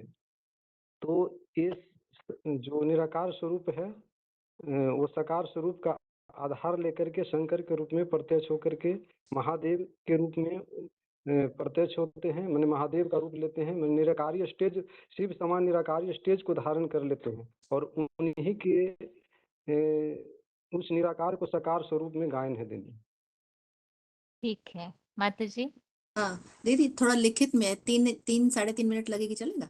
बताइए बताइए। हाँ, अध्याय 13 में क्षेत्र और क्षेत्रज्ञ के विषय में ज्ञान दिया हुआ है। अर्जुन की देह को क्षेत्र और उस क्षेत्र को जानने वाला भगवान उनको क्षेत्रज्ञ बताया है। वास्तव में क्षेत्र और क्षेत्रज्ञ के अर्थात रथ और रथी के ज्ञान को ही सच्चा ज्ञान कहा जाता है। ऐसा क्यों? क्योंकि इस ज्ञान की धारणामृत से ही श्रद्धावान प्राणी अपनी दैहिक प्रकृति अर्थात देह के जन्म जरा मृत्यु के दुखों के बंधन से, देह के पदार्थों की आसक्ति से, संबंधी संपर्कों के बंधनों से मुक्ति को प्राप्त कर परम ब्रह्म लोक को पाता है। क्षेत्रज्ञ है शिव ज्योति और क्षेत्र है अर्जुन की देह अर्थात शंकर। इनके सम्मिलित रूप को महेश्वर अर्थात शिव प्लस परमात्मा, परमपिता परमात्मा या कहें शिव शंकर ऐसा बताया है। जो भी जड़ चेतन रूप परा अपरा प्रकृति के पदार्थ संसार में उत्पन्न हुए हैं वह सब अनासक्त ज्ञान सूर्य लिंग शिव क्षेत्र शंकर और आत्मज्योति शिव रूप जगत पिता क्षेत्रज्ञ के संयोग से उत्पन्न हुए हैं। क्षेत्रज्ञ शिव निराकार है, वे नक्षत्रों की ज्योति है, अंधकार से परे हैं, अखूट ज्ञान के भंडार हैं, जानने योग्य हैं, ज्ञान से पाने योग्य हैं। परंतु किसकी देह के द्वारा? क्षेत्र शंकर की देह के द्वारा ही शिव का संपूर्ण चरित्र प्रदर्शित होता है। कलयुग के अंत में क्षेत्रज्ञ शिव जिस क्षेत्र शंकर का आधार लेते हैं उसकी पहचान अथवा परिचय इस अध्याय में जानकारी दी हुई है। भगवान को पतित पावन कहा जाता है। पतित दुनिया में आते हैं, पतित तन में आते हैं और सारे प्राणी मात्र को पावन बनाते हैं। पतित तन माना जरूर काम क्रोध लोभ मोह और आदि विकार भी होंगे, वही 23 तत्वों वाली देह भी होगी, वही इच्छा द्वेष सुख दुख धारणा शक्ति भी होगी। इसी क्षेत्र के बारे में बताया है कि उनका जन्म कायमगंज तालुका से है, जहाँ गंध अंत तक कायम रहता है। शास्त्रों में उनके लिए ही वर्णित है, मैं पतितन को राजा। उनका अलौकिक जन्म अहमदाबाद का है, अर्थात सबका अहम चुकाने के बाद वह अपने अहम को त्याग कर देता है, क्योंकि नियम है शठे शाठ्यम समाचरित। विकारी होने के कारण शरीर रोगी तो है लेकिन देह बच्चों जैसी लचीली है, राम के धनुष जैसी लचीली है, क्योंकि जन्म जन्मांतर के हीरो पाठधारी राजा महाराजा पाठधारी होने के कारण आत्मा में रूलिंग और कंट्रोलिंग पावर के संस्कार हैं। और शिव जब शंकर के क्षेत्र का आधार लेते हैं तो देह भले विकारी है किंतु उस आत्मा में मूल रूप में सारे श्रेष्ठ गुण और श्रेष्ठ संस्कार विद्यमान है। इन्हीं गुणों और संस्कारों के संबंधों में अनेकों उदाहरण हम शंकर की जीवन शैली के बारे में पढ़ते आए हैं, सुनते हैं। इन गुणों और शक्तियों को हम 13वें अध्याय के 7, 8, 9 और 10 श्लोकों के माध्यम से जान सकते हैं। शिव न तो पूज्य बनते हैं न पुजारी, अर्थात शास्त्रों में, कवित्वों में, सुभाषितों में, वेद मंत्रों में जो भी महिमा है, गायन है, जो एक को सद्विप्रा बहुधा वदंती बताया जाता है, माना एक ही सच्चा ब्राह्मण है जिसके हर प्रकार से गायन वर्णन मिलता है। ये वही पहले सच्चे ब्राह्मण शंकर की बात है, जिसकी सबसे पहली पुरानी यादगार सोमनाथ मंदिर में लाल पत्थर में हीरा जड़ित शिवलिंग पाया जाता है। यही महिमा के रूप में उल्लेखित है, चारों युग प्रताप तुम्हारा है प्रसिद्ध जगत उजियारा। प्रताप तो चारों युगों में उसी का होगा ना, जो चारों युग इस सृष्टि पर उपस्थित हो। उनकी कीर्ति सर्वत्र है, प्रकाशमान है, क्योंकि अर्जुन अथवा शंकर की देह रूपी अपरा प्रकृति और परा प्रकृति दोनों ही अनादि हैं। शंकर सदैव आध्यात्मिक चिंतन में रहकर अपने अंदर इतनी शक्तियां प्राप्त कर लेते हैं जो अपनी योग ऊर्जा से सारे संसार को घेर कर रहते हैं। इसलिए उनको दुनिया का सर्वोच्च नियंता भी घोषित किया हुआ है। बुद्धि योग से आत्मलोक में स्थित होते हुए भी योग ऊर्जा से सबके हृदय में विराजमान है। जैसे शिव शंकर की देह में इंद्रिय गुणों का आभास लेते हुए इंद्रिय विहीन रहते हैं, अनासक्त रहते हैं, ऐसे ही शंकर अपनी आत्मा अर्थात परा प्रकृति की देह अपनी देह अपरा प्रकृति में रहते हुए शिव समान इंद्रिय विहीन अनासक्त अमोघ वीर्य त्रिगुणातीत स्टेज बना लेते हैं। तब प्रैक्टिकल में परम ब्रह्म अविभाज्य होते हुए भी प्राणियों में विभक्त हुए से रहते हैं। इस स्टेज में प्राणियों की आत्माओं को भरण पोषण विष्णु के रूप में करते हैं। संहार करता महारुद्र का और उत्पत्तिकर्ता ब्रह्मा का पाठ बजाते हैं। शिव और शंकर के सम्मिलित रूप द्वारा प्राणियों को समीप से देखने का, कार्यों की अनुमति देने का कर्तव्य भी करते हैं। इस स्वरूप को ही बताया है कि न वह सत है न असत है, अर्थात न करता है न अकर्ता, क्योंकि उसमें शंकर है जो सदाकाल का कर्ता है और शिव है जो सदाकाल का अकर्ता। यही स्वरूप संपूर्ण संसार के चैतन्य चांद सितारों नक्षत्र इतना लंबा कोई सुनेगा भी नहीं, जिसका उल्लेख विराट रूप में हजारों सूर्यों की कांति में उल्लेखित इतना किया लंबा परिचय कोई सुनेगा भी नहीं। जानकर अमरता का अनुभव करता है। ऐसे शिव शंकर के सच्चे स्वरूप को जानने के बाद ईश्वरीय अर्थात ऐश्वर्य राजाई की प्राप्ति होती है। ओम शांति। ठीक है। 13वें अध्याय के आधार से आगे के टेस्ट में भी, जैसे सोमवार के टेस्ट में भी यही, अगले शुक्रवार के टेस्ट में भी सेम प्रश्न रहेगा, तो उस हिसाब से शॉर्ट में तैयारी करके रखिए कि 13वें अध्याय के आधार से केवल अगर हमें परिचय देना है तो किस तरह से बता सकते हैं। बाकी आज के लिए गीता क्लास यहाँ ही पूरा करते हैं। ओम शांति।